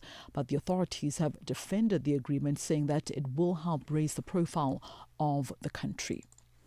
And finally, in tennis news, in the men's draw of the Toronto Open, the third seed Lorenzo Musetti crashed out of this year's tournament after the Italian was beaten 3-6, 7-6 and 6-4 by the 26-seeded Alex Michelsen of the USA in the third round of this year's competition. Michelsen's win sets up an All-American clash in the fourth round, where he'll face either Leonard Tien or Riley Opelka in the next round of the Toronto Open. Meanwhile, 8th seed Casper Ruud also reached the fourth round with a 7-6, 6-4 win against Nuno Borges of Portugal, and will face 11th seed player Karen Khachanov of Russia, who overcame Emilian Nava 6-7, 6-4 and 6-1. Meanwhile, Argentina's Francesco Cerundolo got the better of his compatriot Thomas Martin Echeverry in straight sets and will face either top seed Alexander Zverev or Matteo Arnaldi in the next round of the Toronto Masters. Of course, players are using this competition in the build-up to the US Open getting underway later on this month as the final Grand Slam tournament of the year. That's a wrap from the Sports Desk at this hour. For any sports stories you'd like to share with us, simply send us an email. That's to newsroom@channelafrica.co.za or give us a call. The newsroom line is +27 11714 4459. I'm back with the final sports update for the morning in the third and final hour with On the Move team. It's 10:35 a.m. Central African time for Channel Africa Sport. I am Musibudi Makura. Sports on Channel Africa. The African Perspective. Vue d'Afrique avec Joël Mouteba. Cette peur d'un point de non-retour nucléaire suffit-elle selon vous à légitimer une telle offensive, Monsieur Taladi? Absolument pas du tout. Cela fait plus de 30 ans que l'Israël crie haut et fort sur les toits où il veut se faire entendre que l'Iran serait à 1 an pour obtenir l'arme nucléaire. Parfois, l'Iran serait à 6 mois. Parfois, l'Iran serait à 2 semaines pour obtenir son arme nucléaire. Et curieusement, jusqu'à ce jour, il n'y a toujours aucune preuve que l'Iran a obtenu cette arme nucléaire en dépit des déclarations d'Israël et de certaines puissances parfois. Vue d'Afrique, du lundi au vendredi de 15h à 16h, temps universel. Thank you, Musibudi Makura. We keep it moving with Chanduko Ligege, who has our latest business news.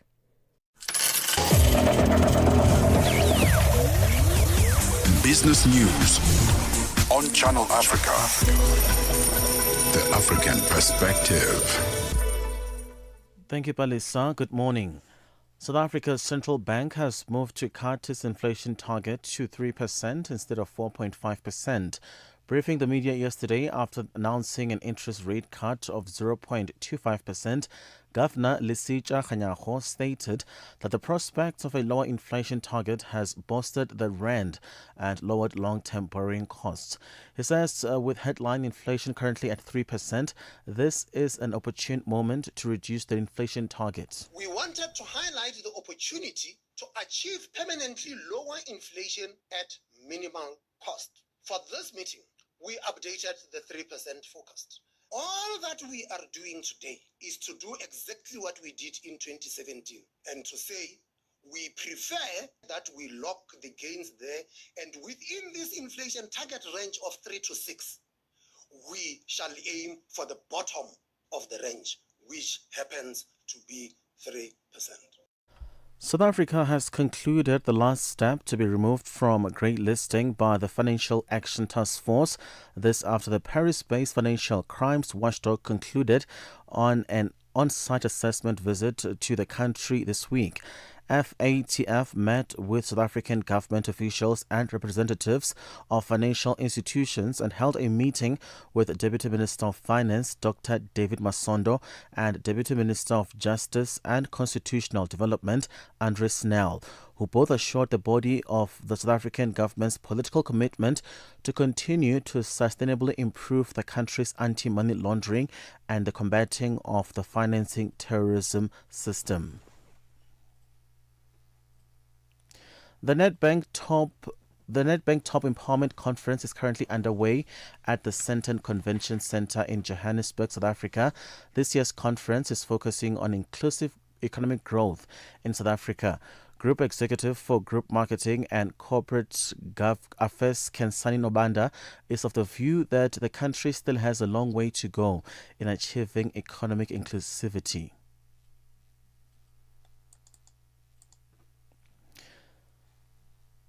It's important for events like the Nedbank Top Empowerment Conference to take place because the job is not yet done from a transformation perspective. I think when we look back in our generation and we say, what have we left for the next generation? It has to be economic freedom, it has to be inclusivity, opportunities, and a really diverse working force, diverse business people. South Africa that's really a South Africa that has opportunities for all. Mozambique's central bank cut its benchmark interest rate by 75 basis points to 10.25%, saying it expects inflation to remain in single digits over the medium term. The Bank of Mozambique has now lowered the MIMO lending rate for 10 policy meetings in a row in an easing cycle stretching back to January 2024. Its latest statement highlighted debt pressures but said the inflation outlook was helped by favorable international commodity prices. Let's have a look at financial indicators. $1 in Nigeria is at 1,000 Naira 530, Botswana 13 Pula 35, Kenya the dollar is at 128 shilling 52, Zambia 22 kwacha 91. BRICS countries, $1 in Brazil is at 5 real 59, Russia 80 rubles 69, India 87 rupee 57, China 71.19, South Africa 18 rand 9 cents. $1 is 76 pence to the British pound and 87 to the euro. Commodities, gold is at $3,291, platinum at $1,284 per ounce. The price of Brent crude oil $71.56 a barrel.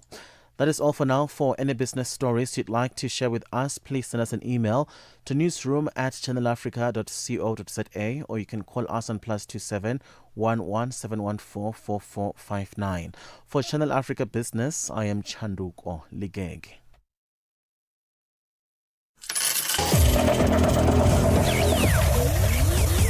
Business News on Channel Africa. The African Perspective. Get set and be ready to go. On the Move with Palesa and Benjamin Moshatama. Você é fluente em português? É apaixonado por rádio e quer trabalhar na África do Sul? Você tem documentos que o qualificam para trabalhar na África do Sul? Nesse caso, podemos ter uma oportunidade para você trabalhar no Canal África. Envie seu currículo e demonstração para Canal África at newsroom@channelafrica.co.za. Lembre-se, se você não receber alguma resposta nossa em 14 dias, isso significa que você não foi selecionado. Canal África, a perspectiva africana. SABC Sport brings you Chasing the Sun, a powerful 5-part documentary series about the Springboks, telling the rousing tale of their path to redemption and ultimate World Cup glory in 2019. Starting 13 July at 7:30 p.m. on SABC2. Tune in every Sunday for the highs, the heartache and the heroics that made rugby history. Stream each chapter on SABC Plus, anytime, anywhere. No subscription needed. Don't miss Chasing the Sun this Sunday at 7:30 p.m. on SABC2. Be there when history shines. Call us on +27 63 406 9126 and contribute to the conversation.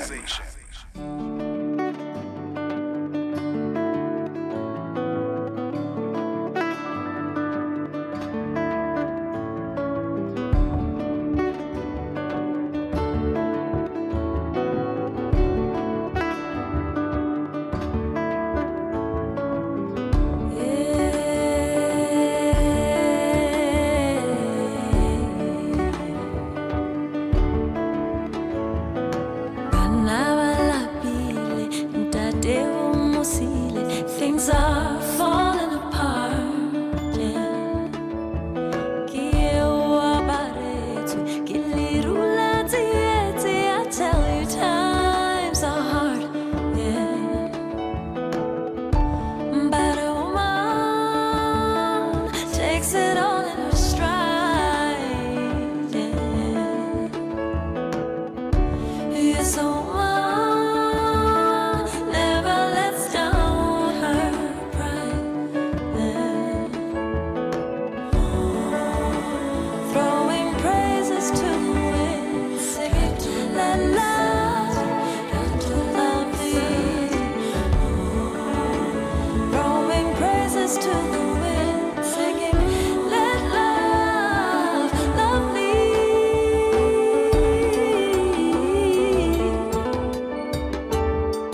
Uchege musadi, kim musadi, musadi. Kim musadi, musadi. Bari kim musadi, kim musadi, musadi. Kim musadi, musadi. Musadi wa mankunte, yeke kakapa ya musadi wa mankunte, yeke kakapa ya musadi wa mankunte, yeke kakapa ya musadi wa mankunte, yeke kakapa ya musadi. Hava mutabari utwete pele jwangi, ureke twetwe ke musadi. Hava mutabari tapelo haiti bani, ke hurisi twe ke musadi. Zilla enhle waikhetha jwang, katataiso ya musadi.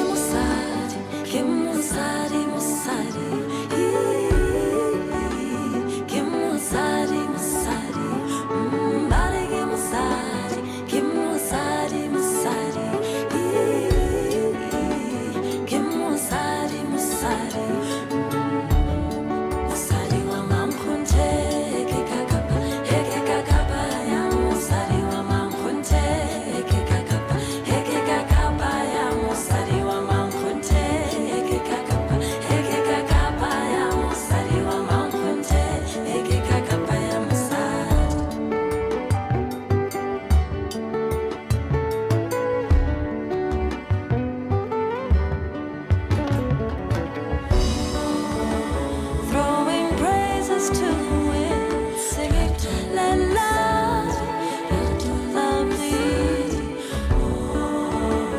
Throwing praises to the wind, singing, let love love thee.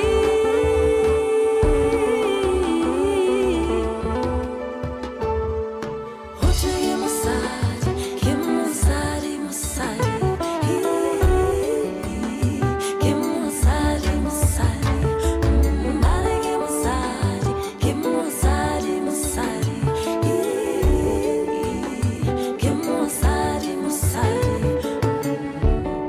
Musadi wa mankunte, eke kakapa ya musadi wa mankunte. Hey, that is Malay with one titled Musadi. It's 47 minutes past 10 o'clock South African time. You're listening to us from the Johannesburg studios at the SABC. Thank you for joining us on DSTV Channel 802, OpenView 628, and on www.channelafrica.co.za. And don't forget that we also on the SABC Plus app. You can stay tuned with us there as well. Well, let's move on to today's quiz. Bali is leading this month with 2-1. And today we're going to have a very interesting genre that we're exploring. I think that Malay was kind of an inkling to what's coming up. We're going to be looking at South Africa's R&B artists. And that should be an interesting one. Do you know South Africa's R&B scene, Bali? I mean, sort of. Look, I love R&B music. And I've loved international R&B music. I think South Africa has a pretty good R&B scene. So I don't know if I'm completely confident, but I'm excited to do it. Yeah, I know nothing about South Africa's R&B scene. I know a little, but not too much. So I'm not very confident in this one. But let's start. You want to go first? Sure, let's do it. Okay, are you ready? Yeah.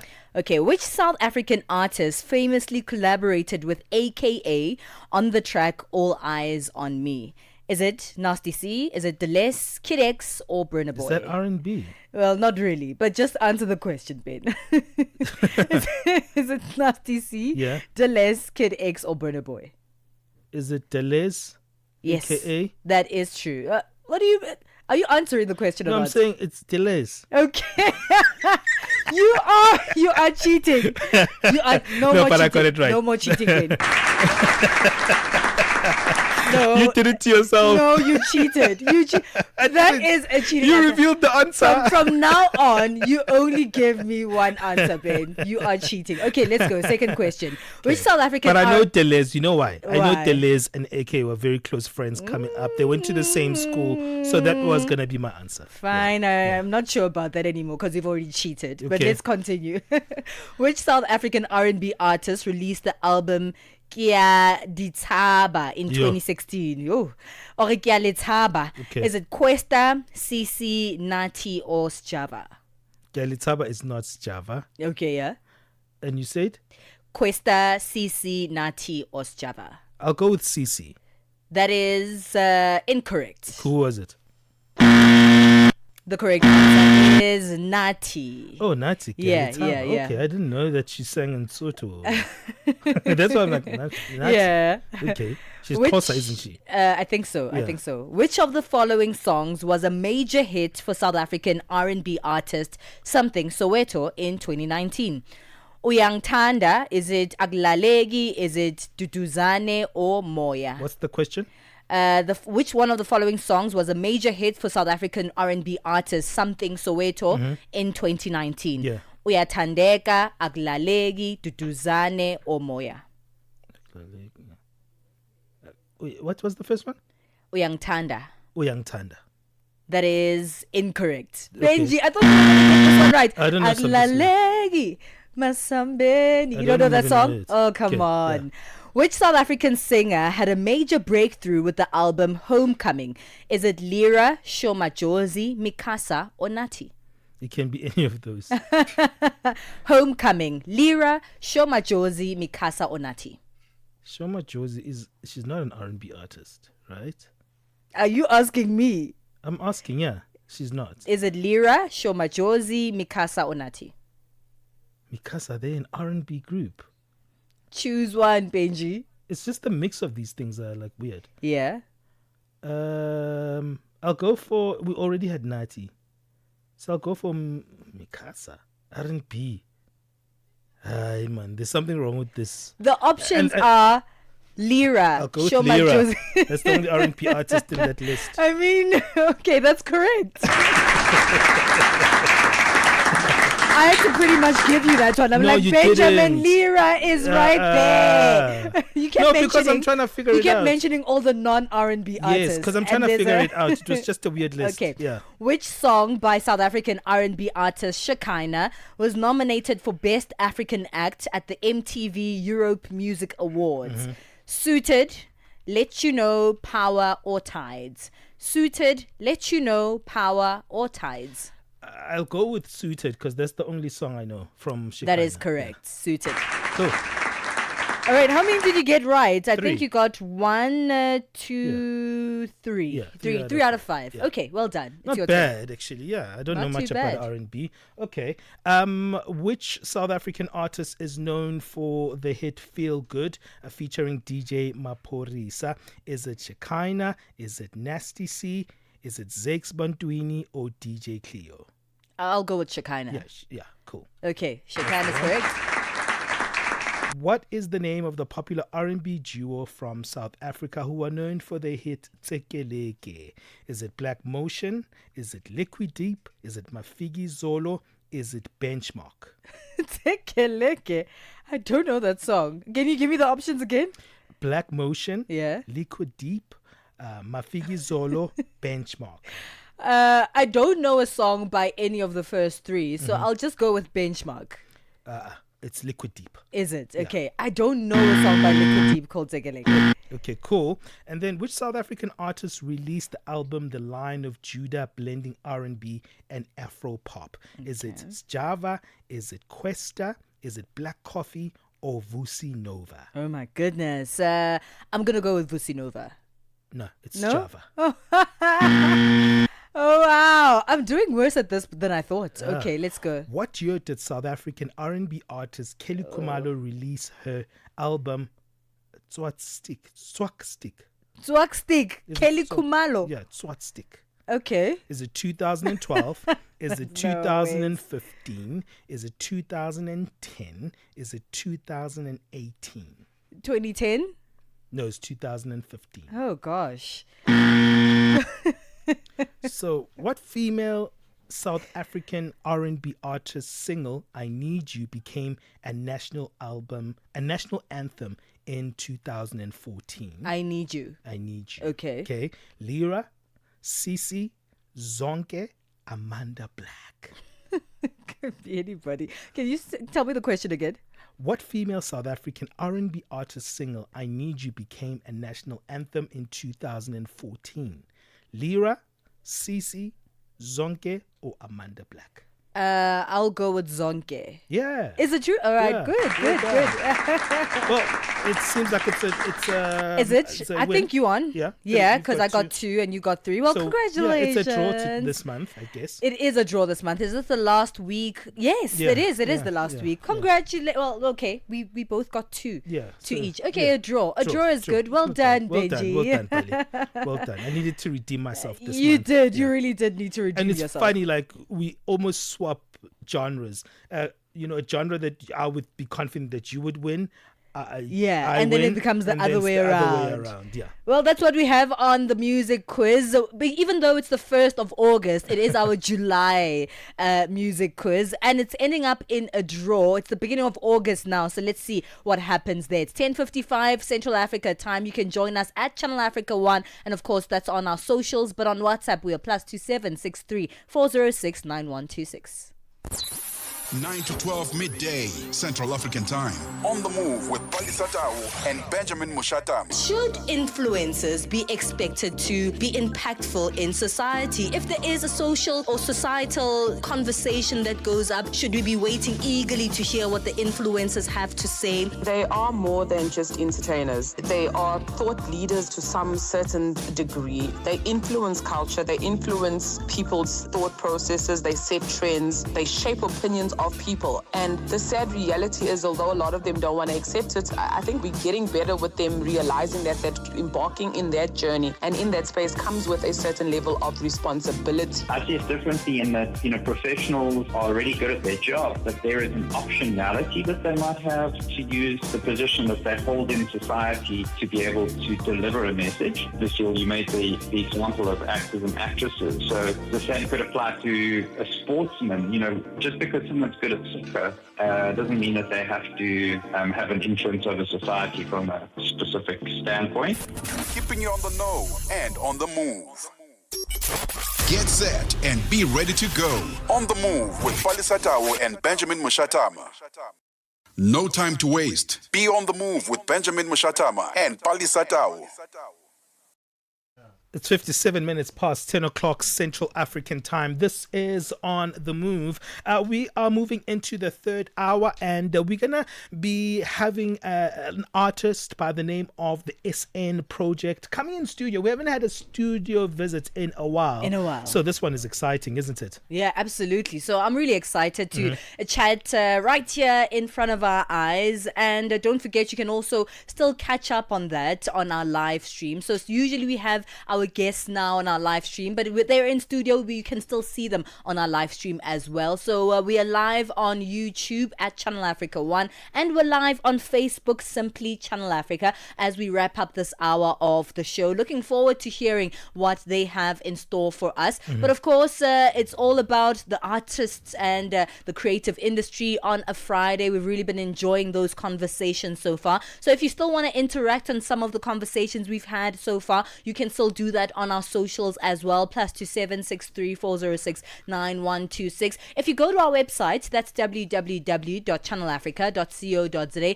It's not just a platform where you can listen to us live, and if you're there already tuned in, navigate your way through the various content, the news that we have there. And if you've missed the conversations we've had today, this week, and many of our highlight conversations, click on the programs tab, navigate your way through the various shows here on Channel Africa. But this is the show you're looking for. This is On the Move, and under our show's details, that's where you can find our podcasts. Yeah, definitely. That's where you can find our podcasts there.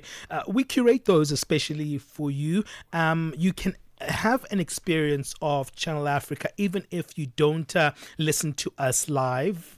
Life happens, you get so busy and you can miss some of the conversation. So all you have to do is go to that website and catch up on our podcast. That website again, www.channelafrica.co.za. Remember, when you land there on that site, click on programs. We don't have a link called podcast, rather just click on programs and it will take you to our podcast. We're moving into the third hour. You know, artists that we know are fantastic and we love them, but there are those that we are not really aware of and they're starting off their careers. We also love pushing them through here on The Move. We'll be speaking to Sipepelo Ndlovu, who is the SN Project. He's a multi-talented pianist, vocalist and composer under the guidance of fantastic educators like Khalo Mombeli.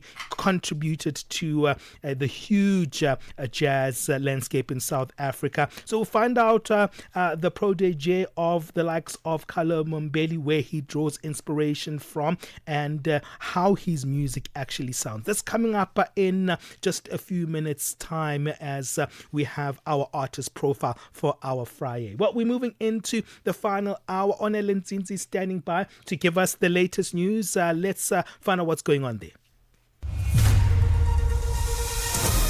SABC News. The African Perspective. Thank you, Benjamin. Looking at your top stories, Rwanda and Congo hold first meeting of Joint Oversight Committee under peace deal, and a new anti-poaching campaign gets underway in South Africa. Your latest news. Greetings to our listeners. Rwanda and the Democratic Republic of Congo have held the first meeting of a joint oversight committee, taking a step towards implementing a peace deal agreed last month in Washington, even as other commitments are yet to be fulfilled.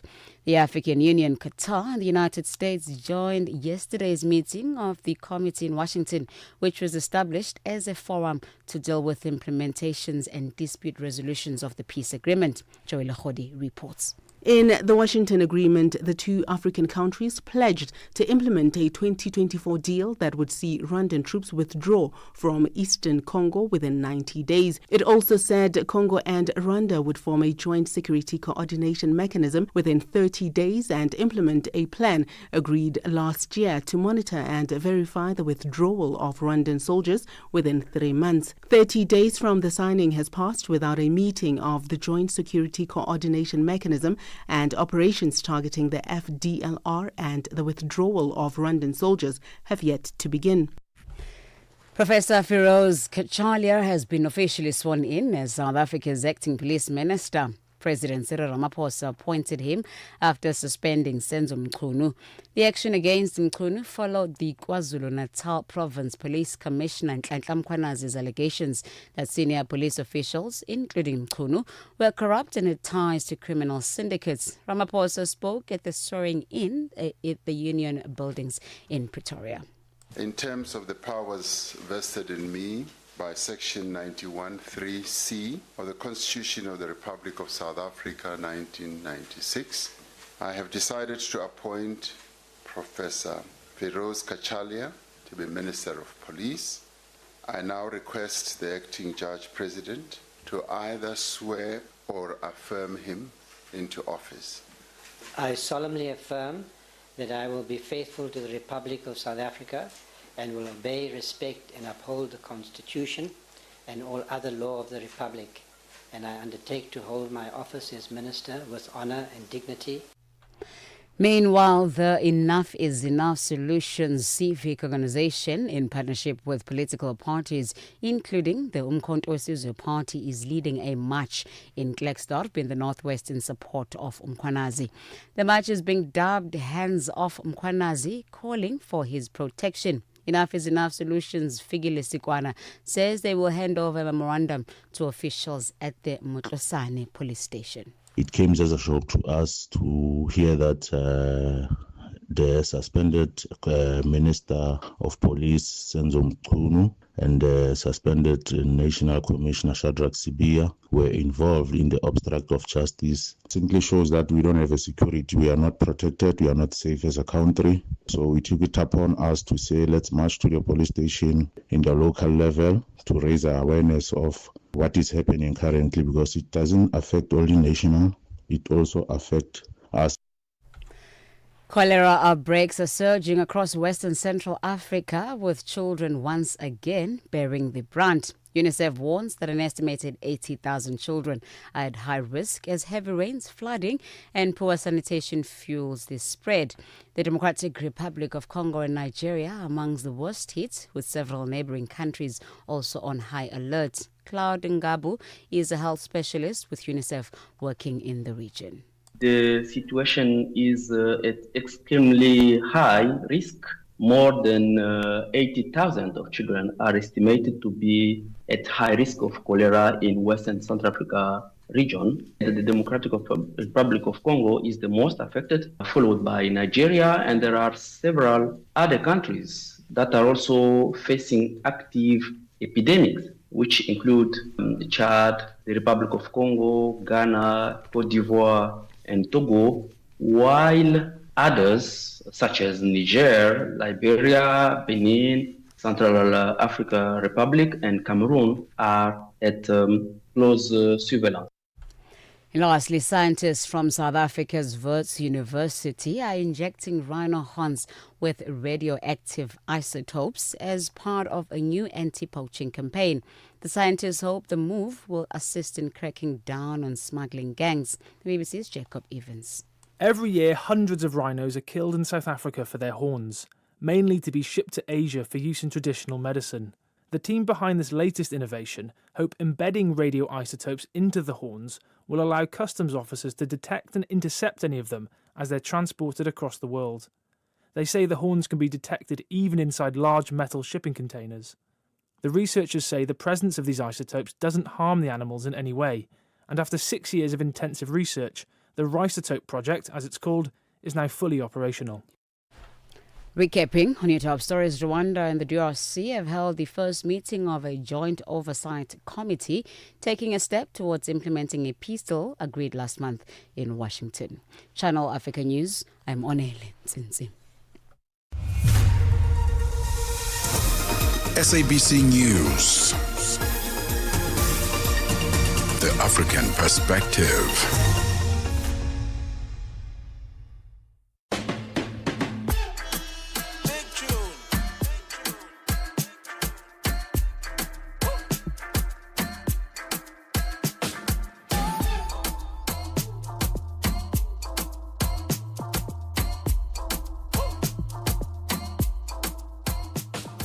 Hey, when you hear that beat, it means we're moving into the new hour of the show, and this is our final hour right here on The Move. DSTV channel 802 is where you're listening to us. www.channelafrica.co.za. OpenView 628. SABC Plus F. There's no excuse where you can say, hey, I don't know what you guys do there at Channel Africa, but because there's so many platforms where you're going to join us. Musical Friday, it is now our third hour where we actually get into some music and we speak to a musician who's exploring an endeavor, and this is Siphephelo Ndlovu, who is artistically known as the SN Project, multi-talented, playing the piano, also a vocalist and composer, but not just someone who's self-taught, but actually went to school for this kind of a thing. Got a Bachelor of Music with honors from the University of the Witwatersrand under the tutelage of the likes of Carlo Mombeli. We'll find out what influences the music, but also we'll get a little bit of the treat of how the music sounds like. Yeah, looking forward to that. It is a Friday after all, and we give you the treat of not just the creative world, but music as well. So this is the musical hour that we're going into. Hopefully, wherever you are, whether you're in the office, at home, no matter how you're navigating your day, there's so many ways to tap in and tune into Channel Africa on DSTV 802, OpenView HD channel 628. Find us on the SABC Plus app and on our website www.channelafrica.co.za. Looking forward to chat to the SN Project, who will be joining us just in a couple of seconds right here on the show, and we're going to be listening to some music, speaking about their musical journey, and of course really exploring what the music means to them. It's 8 minutes past 11 Central Africa time. We still want to hear your voice, so do join us on WhatsApp +27 63 406 9126. Don't forget that we are also live on Facebook, that is simply Channel Africa, and we're also live on YouTube at Channel Africa 1. Let's go. It's the third hour of On The Move, and it's a beautiful Friday. Let's get into some music.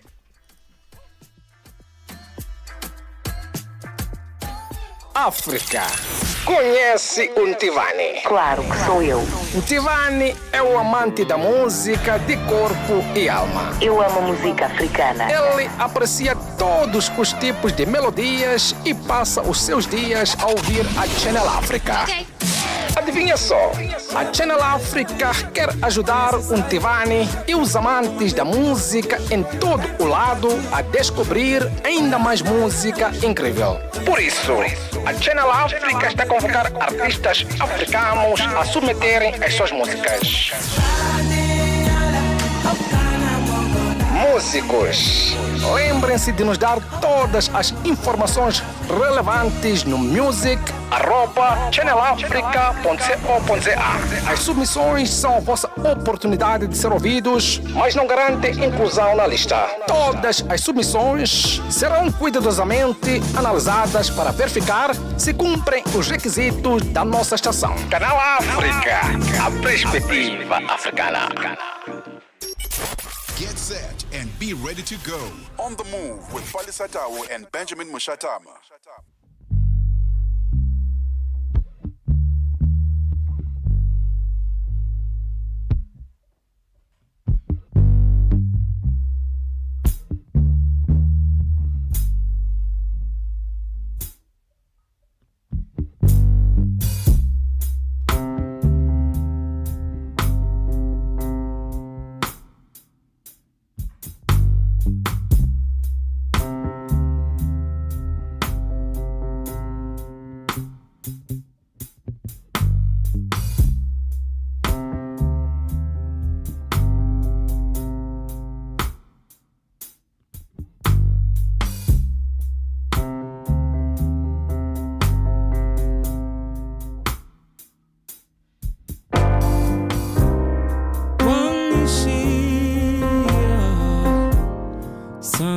Sun ngikuthanda kanje nabo inhliziyo yami ibuhlungu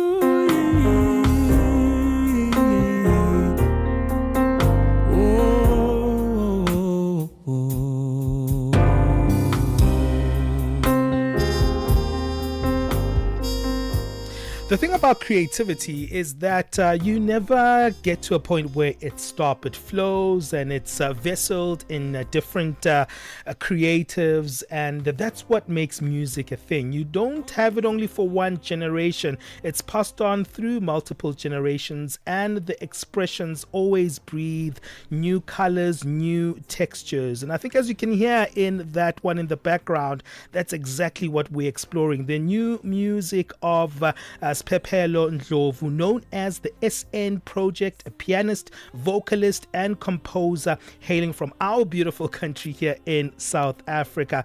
And it's lovely to have someone in studio. Siphephelo, we haven't had a studio visit in a long time, so you've broken that mold. So thank you for joining us in our studio. Listen, happy to be of service. Fantastic. I'm honored to be here. Thank you. Yeah, let's talk a little bit about the SN Project. What does that mean? Is it because you are taking your first letter of your name and surname and putting them together and abbreviating them? So where does the name come from? I haven't actually thought about that. When I was in varsity, my biggest problem was that nobody can, not in varsity, everywhere throughout my life, nobody can pronounce my name. Like people of all ethnicities can't say Siphephelo. Yeah. So it always just became a bit of a nightmare to introduce myself. And then what I saw is that the more I was on stage, being introduced on stage, etc., people would just get it wrong. So I think it was just better to come up with a stage name. And one of my favorite musicians growing up was Marcus Miller, this incredible American bassist. I love him as well, yeah. Yeah, amazing. So I saw this performance of his that was, I think, in the late 80s or early 90s. Mm-hmm. And it was called the Marcus Miller Project. Yes. And I just thought, that's such a cool name.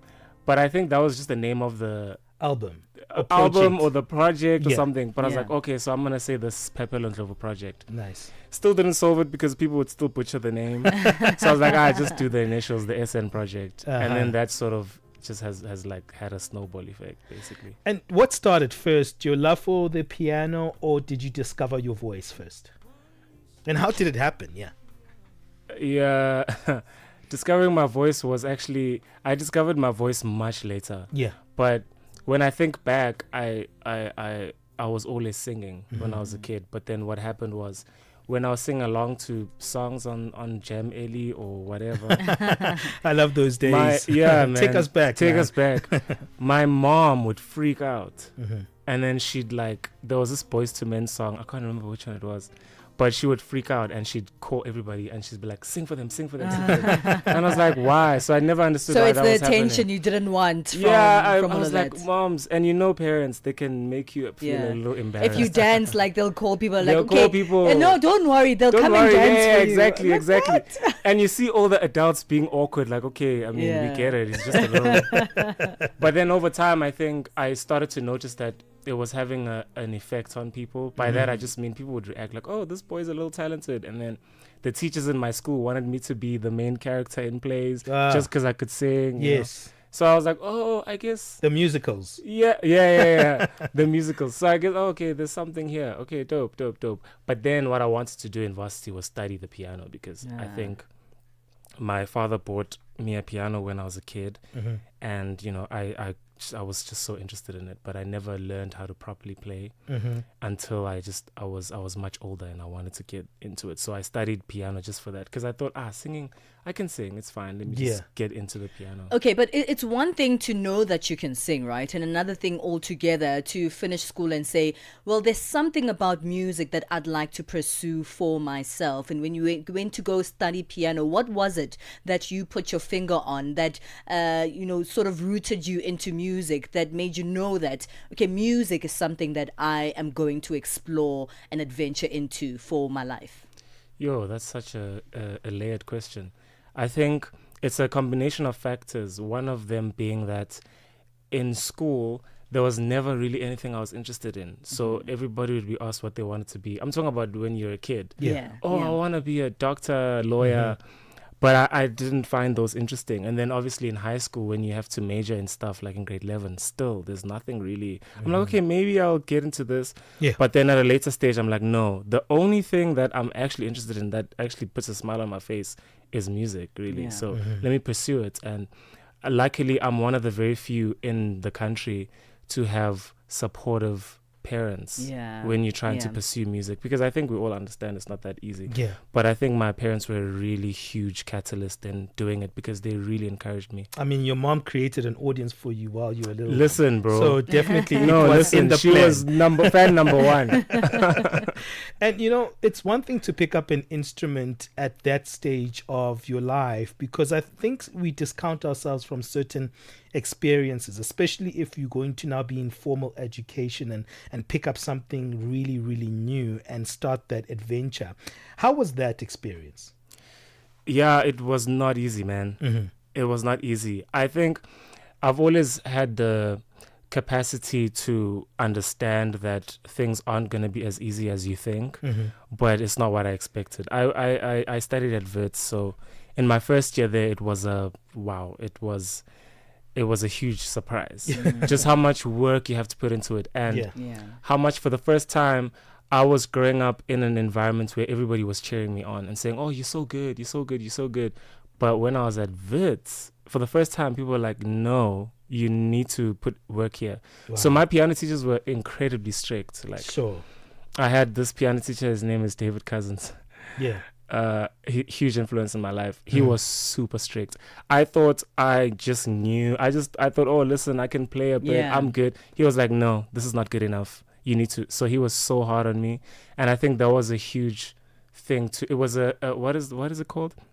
It was like a jarring effect. Yeah. Because for the first time, I'm realizing that I'm not as good as I thought I was. Sure. And I think that was important, because then Yeah. that really forced me to put in so much work. Mhm. And it's just helped me to improve to where I am and where I keep improving right now. All right, we're going to come back. I think we should play that Mina Nawe. I feel like we just played it as an introduction, but maybe let's play it in its entirety and talk a little bit about your musical journey, the recording element of it, because I'm sure that's a different technique that you explore as well when you now have to control your sound, create the sound itself. So this one is Mina Nawe. We started a little bit, but let's hear it in its elaborate form.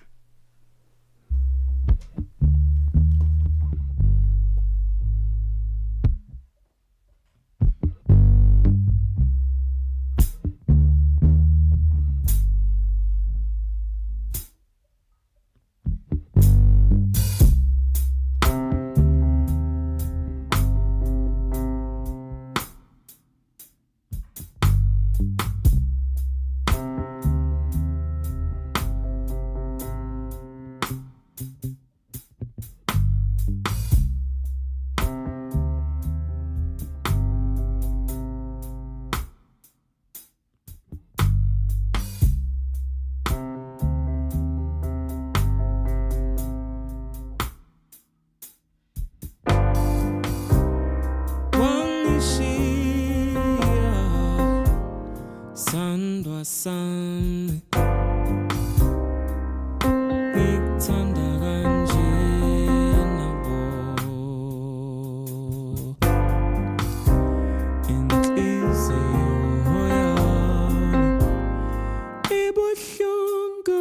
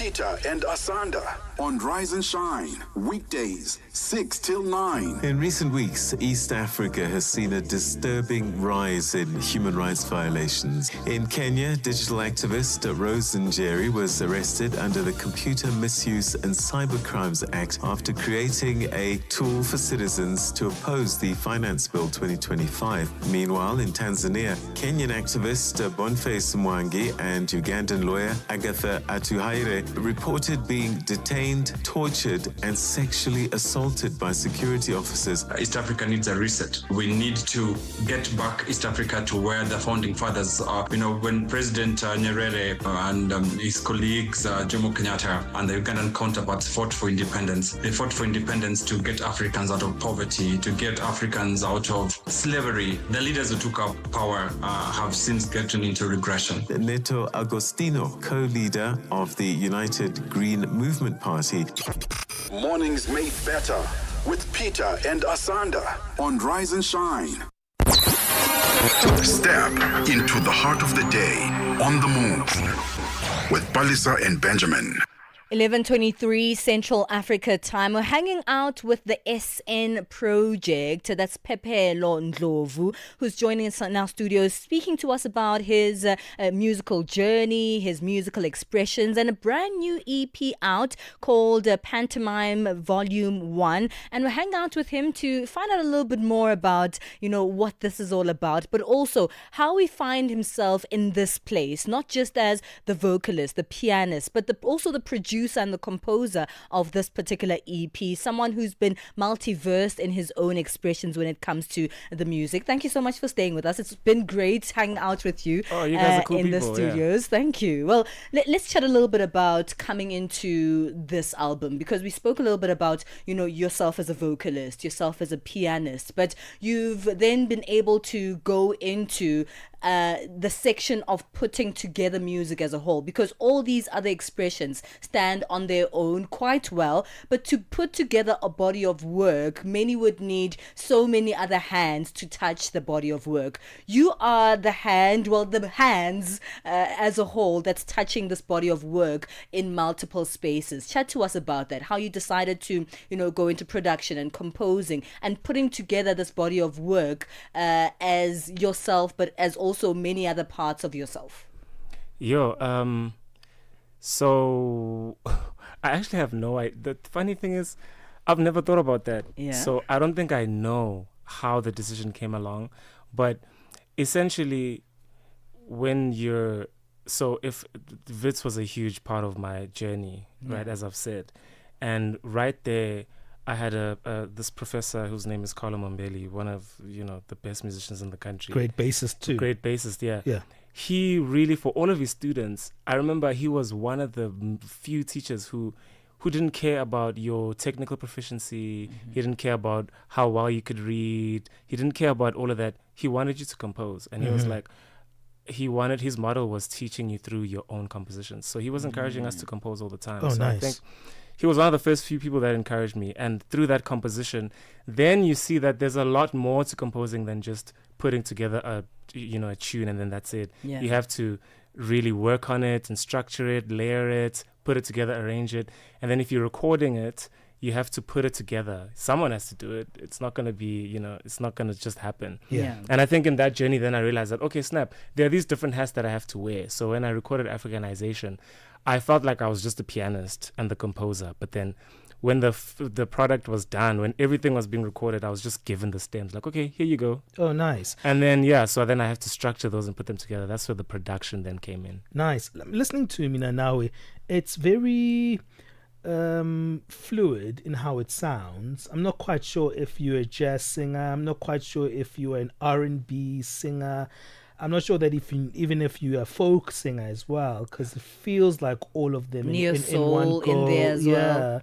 Is that something you're aware of, how fluid your voice sounds, and do you navigate the nature and the texture of that voice when you come up with composition, or is it basically on your sense of intuition? It's more, I would say it's 80-20. It's 80% intuition. And only recently I've started to be conscious about what I want to sound like. Yeah. But in the first project, I was just rocking. I was Yeah. like, What was the first project, by the way? Africanization. Sure. Okay. So, and if you listen to Africanization, it's basically a mix of the neo soul R&B with just like jazz, because that was the Wit student in me, just graduated. Yeah. Wanna- This is so cool. Yeah, I'm gonna show them what I learned. Yeah, literally. Not even joking. Because there were these concepts that I learned from my teacher and my teachers. So I just wanted to highlight those. Sure. And I had spent a lot of time with a really great musician named the late Andre Peterson, who taught me so much. So when I was recording Africanization, there was so much of his concepts I was applying. I was applying David Cousins' concepts. And so I was just like, this is the graduate. Let me just, let me put in everything that I know. And then when it came to singing, funny enough, people were encouraging me to sing when I was putting together the album, because I had features, Yeah. on the album, Mihi Machingana and Kiurapetu Kolane on the project. And they were also like, no, but you need a track that you're singing, that kind of stuff. And so when I was singing, I was just like singing it. Oh, here you go. Done. Yeah. And then I didn't realize that it would have the effects on people that it does.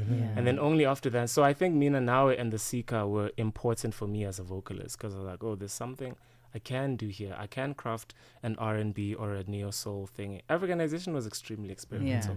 Well, let's speak about this EP, Pantomime Volume 1. I know it's one of two for the Pantomime, EP.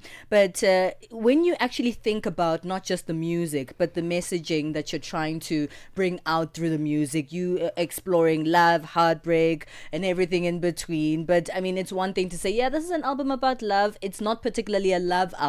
So how do you then, pinpoint the kind of feelings you want people to have through that EP or through that expression of music? D'Angelo, Erykah Badu, Jill Scott, Floetry. Oh, SN nice. Project. Yeah. Yes, thank you. But that's the influence. Yeah. What were they singing about? What were they saying? How were they singing it? How were they using lyricism to express themselves? How were they articulating their voices? Because these are some of the top singers that we've ever heard.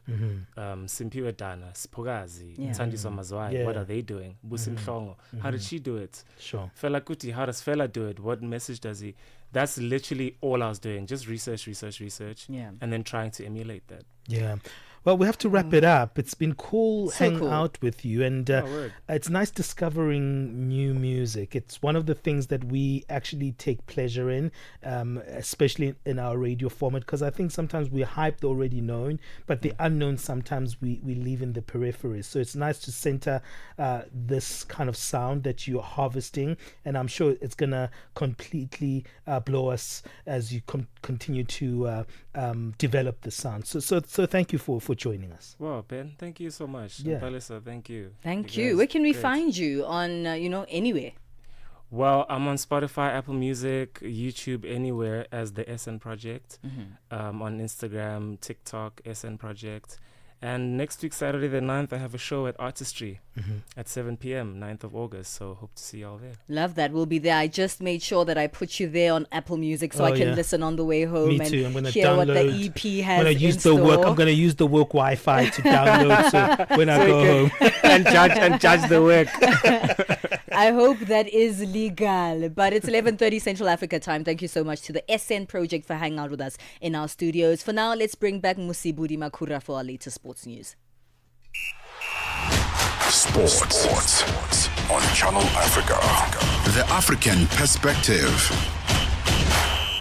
And a very good morning from the sports desk. We'll start with some rugby news. So the Springbok women's side will face off with the Black Ferns of New Zealand tomorrow in Cape Town in South Africa's Western Cape province. Their final warm-up game ahead of the Women's Rugby World Cup tournament set to take place in England. So Ayanda Malinga, Daniel Lochner as well as Lindelwa Gwala return to the squad, while the coach swears to brain test new combinations including Nadine Roos at scrum half and a fresh midfield pairing of Apiwe Ngwevu as well as Zintle Mpopa. The captain of the side will be Babala Laja, who will be leading the side tomorrow, and kick-off for that game is at 3 p.m. Central African time. Meanwhile, the Bok women's performance coach Swes de Brain talks about the changes made for tomorrow's clash against New Zealand. We're very excited for starters because going through our videos and stuff, it's things that we can fix. So we made 1 or 2 changes in the team. That's partly due to injury. And secondly, because there's 1 or 2 more things I just want to see how it's going to work with the combinations. And but we're virtually there. I think after Saturday, we will have a brilliant idea where we are and what we want for the first game against Brazil. On to athletics news now. South African athletics legend, should I say, Elena Meyer has heaped praise on Glenrose Gaba for rewriting the record books after breaking 2 of her long-standing national records. Meyer described the 29-year-old as a special athlete destined for even greater heights in distance running. Gaba broke Meyer's 23-year-old national 10-kilometer record just last year, clocking a time of 31 minutes and 12 seconds to shave off a second of the previous mark of 31 minutes and 13 seconds. Just last week, she followed that up by setting a new South African half marathon record of 1 hour, 10 minutes and 3 seconds at the ASA Road Running Championships, in surpassing Meyer's 1999 record of 1 hour, 10 minutes and 44 seconds.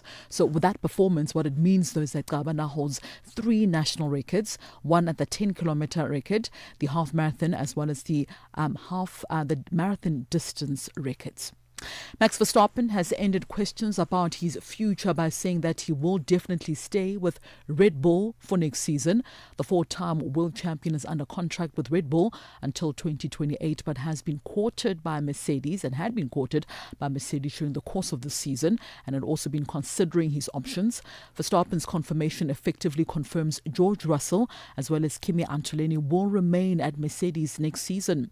Russell, who had already expected that Verstappen would be staying at Red Bull, said he was not in a hurry to sign a new contract. He has also made it clear that he wants reassurances about his position at Mercedes, given that he describes the situation as unique at his team at the current moment. This, of course, in the build-up to the Hungarian Grand Prix, which gets underway tomorrow. And finally, in the men's draw at the Toronto Open, 3rd seed Lorenzo Musetti crashed out of this year's tournament.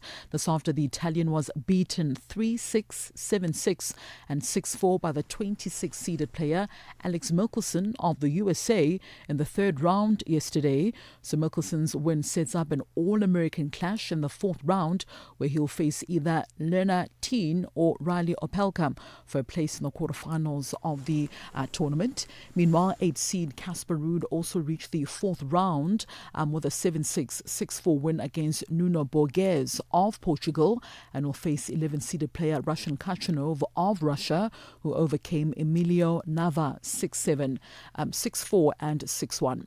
Meanwhile, Argentina's Francesco Sorundulo got the better of compatriot Thomas Martin Echeverry in straight sets and will face either the top seed Alexander Zverev or Matteo Arnaldi in the next round of the Toronto Open. Of course, the players are using this competition to get ready for the final Grand Slam tournament of the year, the Australian Open, officially getting underway later on this month. Well, that's a wrap of your morning sports news right here on Channel Africa. For any sports stories you'd like to share with us, simply send us an email. That's to newsroom@channelafrica.co.za, or give us a call. The newsroom line is +27 11714 4459. It's 11:35 a.m. Central African time. Have a great sporting weekend. For Channel Africa Sport, I am Musibu Di Makura. Sports on Channel Africa. The African Perspective. Nkhanza zokhudza amuna ndi azimayi kapena kuti gender based violence GBV zikuononga mioyo komanso kuphwasula midzi. Zikuchitika m'manyumba, m'masukulu, malo ogwirira ntchito ndipo kwambiri mwakachetechete, koma sizikuyenera kupitirira. Mukazimva yankhulani. Ngati mwakhudzidwa, funani chithandizo, chifukwa kusachita chilichonse sikuthandiza.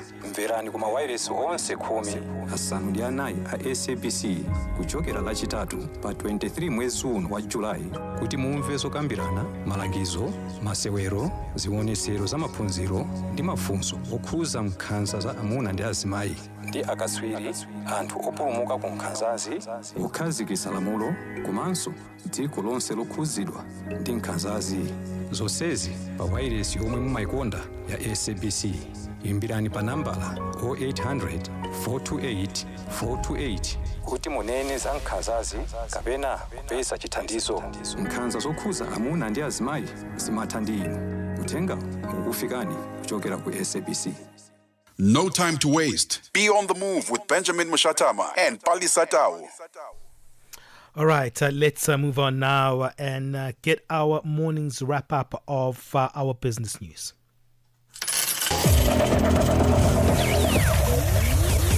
Business news on Channel Africa. The African perspective. Thank you, Benjamin. Good morning. South African political party Action SA is among the political parties that have applauded the country's Reserve Bank's Monetary Policy Committee for cutting the interest rates. This follows the bank's announcement that it has cut the interest rates by 25 basis points. This brings the country's repo rate down to 7% and the prime lending rate to 10.5%. It's the first time the repo rate is at 7% since the COVID-19 pandemic. Action SA Communications Director Matthew George. Action SA welcomes the South African Reserve Bank's decision to cut the interest rate by 25 basis points, bringing the repo rate down to 7% and the prime lending rate to 10.5%. While this move is a step in the right direction, we believe a 50 basis point cut would have been more appropriate, especially considering that baseline inflation has remained below or at the lower end of the 3 to 6% target band. Still, any reduction in the cost of borrowing is a relief for South African business owners and working families, and we welcome it. South Africa's central bank has moved to cut its inflation target to 3% instead of 4.5%. Briefing the media yesterday after announcing an interest rate cut of 0.25%, Governor Lesitsha Kganyago stated that the prospect of a lower inflation target has bolstered the rand and lowered long-term borrowing costs. He says with headline inflation currently at 3%, this is an opportune moment to reduce the inflation target. We wanted to highlight the opportunity to achieve permanently lower inflation at minimal cost. For this meeting, we updated the 3% forecast. All that we are doing today is to do exactly what we did in 2017 and to say we prefer that we lock the gains there, and within this inflation target range of 3 to 6, we shall aim for the bottom of the range, which happens to be 3%. South Africa has concluded the last step to be removed from grey listing by the Financial Action Task Force. This after the Paris-based financial crimes watchdog concluded an on-site assessment visit to the country this week. FATF met with South African government officials and representatives of financial institutions and held a meeting with Deputy Minister of Finance David Masondo and Deputy Minister of Justice and Constitutional Development Andre Snell, who both assured the body of the government's political commitment to continue to sustainably improve the country's anti-money laundering and the combating of the financing of terrorism system. Mozambique's central bank cut its benchmark interest rate by 75 basis points to 10.25%, saying it expects inflation to remain in single digits over the medium term. The Bank of Mozambique has now lowered the MIMO lending rate for 10 policy meetings in a row in an easing cycle stretching back to January 2024. Its latest statement highlighted debt pressures but says the inflation outlook was helped by favorable international commodity prices.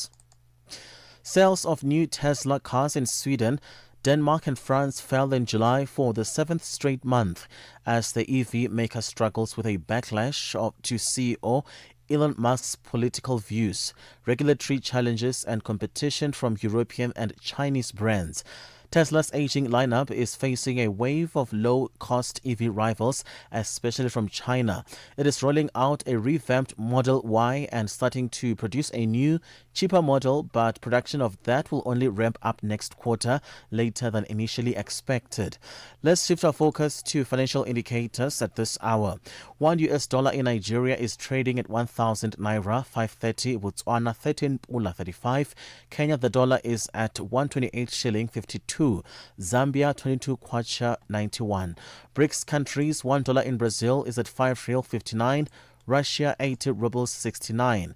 India 87 rupee 57, China 71 19, South Africa 18 rand 9 cents. $1 is 76 pence to the British pound and 87 to the euro. Looking at commodities, gold is at $3,291, platinum at $1,284 per ounce, the price of Brent crude oil at $71.56 a barrel. That is all from me. For any business stories you'd like to share with us, please send us an email, newsroom@channelafrica.co.za, or you can call us on +27 11 714 4459. For Channel Africa Business, I am Chanduko Ligege.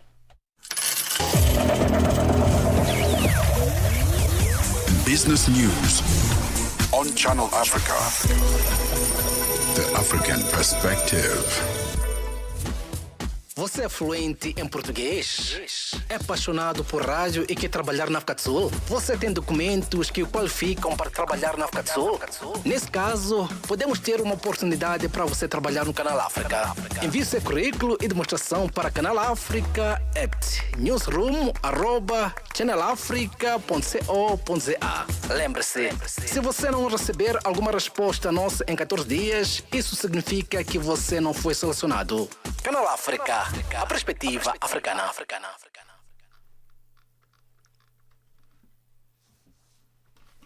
SABC Sport brings you Chasing the Sun, a powerful 5-part documentary series about the Springboks, telling the rousing tale of their path to redemption and ultimate World Cup glory in 2019. Starting 13 July at 7:30 p.m. Central Africa time on SABC2, tune in every Sunday for the highs, the heartache and the heroics that made rugby history. Stream each chapter on SABC Plus, anytime, anywhere. No subscription needed. Don't miss Chasing the Sun, this Sunday at 7:30 p.m. Central Africa time on SABC2. Be there when history shines.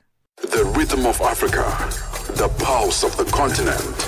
This is Channel Africa, the African perspective.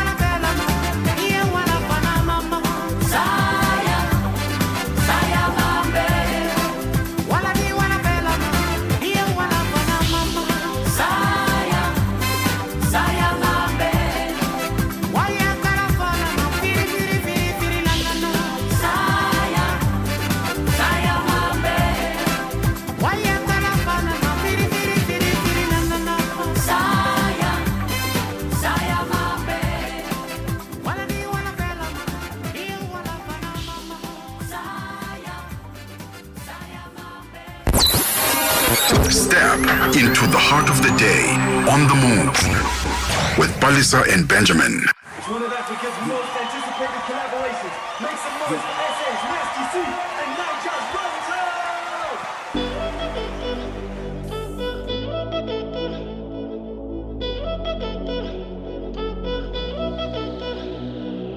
Up with the weights, I work.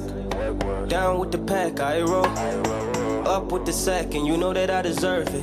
Half and half when we split the perks. Yeah, the preacher man said, please remember that your savior's on the way. I still remember when the teacher man said, I wouldn't make it, but I made it anyway. I remember say it wasn't easy. Right now, everything is amazing. Steady dropping them loco. Them are taking my photo. I remember that they telling me no, no. Right now, everything is global. Steady dropping them loco. Them are taking my photo. I put the label in full effect. I keep the prayers in motion and no pulling back. I was boxed in, all the boxes that I couldn't check. And God came through for me, would you look at that? I'm building a legacy out of hobby. I never chased a dream, I designed it. Big crib, you had an echo in the lobby. Bro, I was broke as hell where they found me. Hell is where they found me, I'm past it, I made it. Facts, my haters all plastic, fake.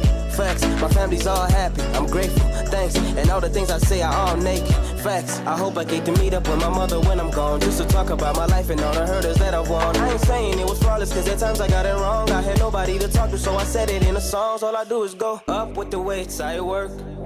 Down with the pack, I roll. Up with the sack, and you know that I deserve it. Half and half when we split the perks. Yeah, the preacher man said, please remember that your savior's on the way. I still remember when the teacher man said, I wouldn't make it, but I made it anyway. I remember say it wasn't easy. Right now, everything is amazing. Steady dropping them loco. Them are taking my photo. I remember that they telling me no, no. Right now, everything is global. Steady dropping them loco. Them are taking my photo. In the winter, in the summer. Chart up a money, make a win no bother. Every day we pray for long life. Give thanks, we job for more life, yeah. In the winter, in the summer. Show killer, we up with them in a coma. Every day we pray for long life. Give thanks, we job for more life, yeah, yeah. For mama pussy facing no day. I better use the time no day. That's why I'm doing my way. Brother man, you do it your way. For mama pussy facing no day. I better use the time no day. That's why I'm doing my way. So brother man, you do it your way. Hey, that's a duo there, a lovely duo, Nasty C and Run Town. That one is titled Said. And before that, you had a vibrant one by Masgonda. That one was titled Saya Membe. That was Clementine Masgonda there. And then we're about to wrap things up. Remember, at midday Central African time, we get the latest news of what's happening here on the African continent. So yeah, man, stay tuned. Got something to say? Are you passionate about issues that matter? Do you have a voice that deserves to be heard? Well, we've got the perfect platform for you. Call in or drop us a WhatsApp on +27 63 406 9126 and we will call you back so you could have your say and be part of the conversation. 30 years of age. I just turned 30 on the 15th of November. So yeah, that's who I am, you know. It's not just talk, it's your chance to air your views, share your opinion, engage with a community that values your perspective. Follow us on our social media. Visit our website at www.channelafrica.co.za and get ready to share your views on Channel Africa, the African perspective. Ready to go, on the move with Palesa and Benjamin Moshatama. Hey, it's 11:52 Central African time. Palesa just made me do a little bit of a dance off air, and I think it's going to be part of our TikTok conversation on Monday. Yeah. And what is that dance that you just made me do? The Goomba. The Kumba. Yeah. So yeah, just as a preview for next week, Monday, that's what we're going to be looking at a dance challenge. I've tried my hand at it. Palesa is more smoother when it comes to the dance moves. I still have a few bones that are cracking. No. But I think I got my own. I think I pulled it off. Yeah, no, definitely. You'll see all of that on Monday. So you have a lot to look forward to.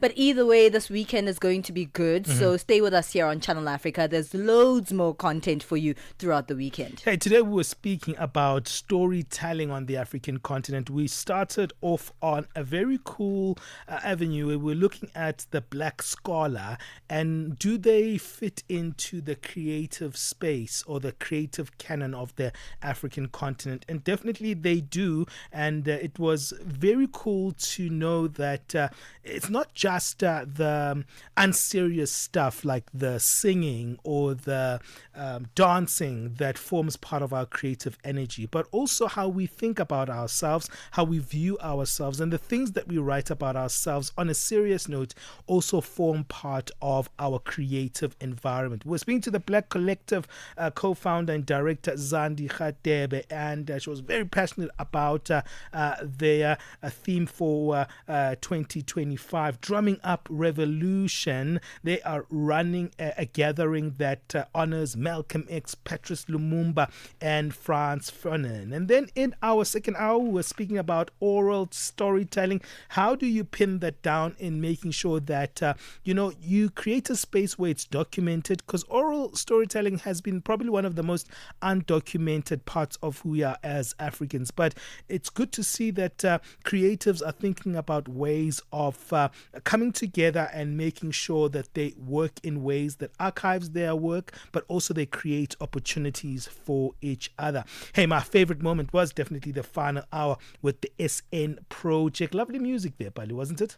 So good. So good. I can't wait. I definitely will be going to that show to hear what else he has to offer. Yeah. Okay, let's take a bit of a break. We'll come back and find out what's happening on the Africa Update.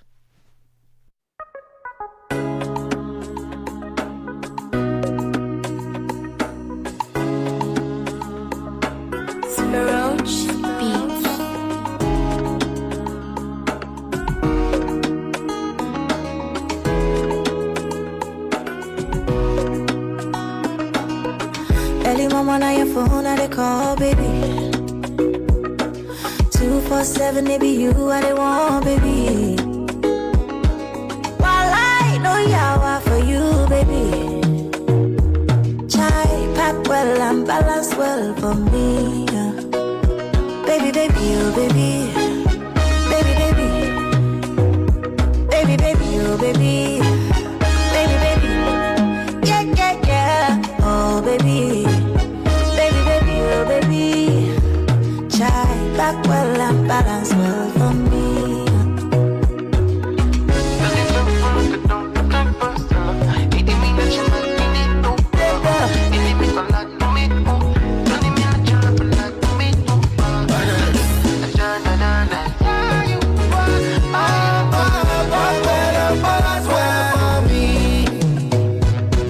No time for chit-chat. I want you to pull me closer, baby. Oh, need you, I can't lie. We don't build love where distance no fit corrupt. No yawa, oh, baby, tell me no yawa, oh. Back well and balance well. Baby, the weekend is here. That's Baby by Tiwa Savage, Burna Boy, being featured by Davido. Well, we have a different face, a cool face in studio. Innocent Simosa is joining us. He's going to be heading things and keeping things going here on Channel Africa.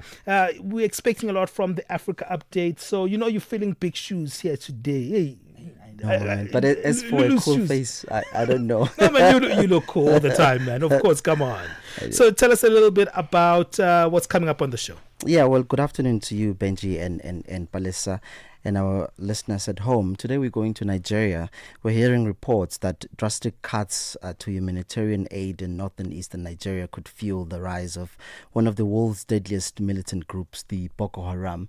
So for that conversation, we'll also be joined by Dr. Jimam La. He's the lecturer at the Department of History and International Studies at the University of Jos in Nigeria. But also we'll be going to Pretoria, where we meet with our reporter Michael Mbewe. We do know that Kachalia, he's now the new police minister. So we're asking ourselves, what are some of the priorities that he should look at? And you'd recall, Benji, that there were political parties that were against him being sworn in. So that's the show. Yeah, we know that the MK party was actually at the Constitutional Court yesterday to get a verdict on that one. And it seems it gave a go-ahead for the appointment of the interim Minister of Police. Thank you so much, man. All the best with the show. Thank you, bro. Thank you so much. All right, man. We're getting out of here, Pali. What's up for the weekend? I want to relax this weekend, Cool. so I'll just be home, hang out, definitely just taking in some resting time. Fantastic. Apparently, it's International Girlfriend Day today. Yeah, that's what I heard. Yeah, so maybe I'll go out and see what I can do for my girlfriend. That's cute. I'll do the same. All right. Hey, man, let's move on, and we'll be back next time. Stay with us right here, though, on Channel Africa.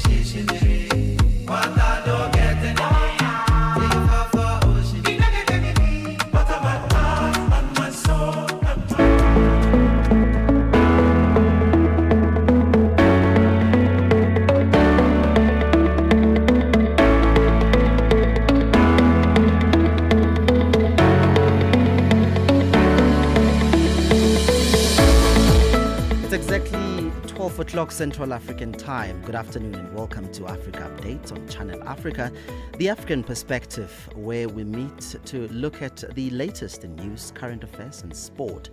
I'm Innocent Samosa, together in studio with Jolane Tulongwepe, Fikile Lingwati, and of course Tabiso Lihoko. Coming up on this hour. Just that idea that, the liberation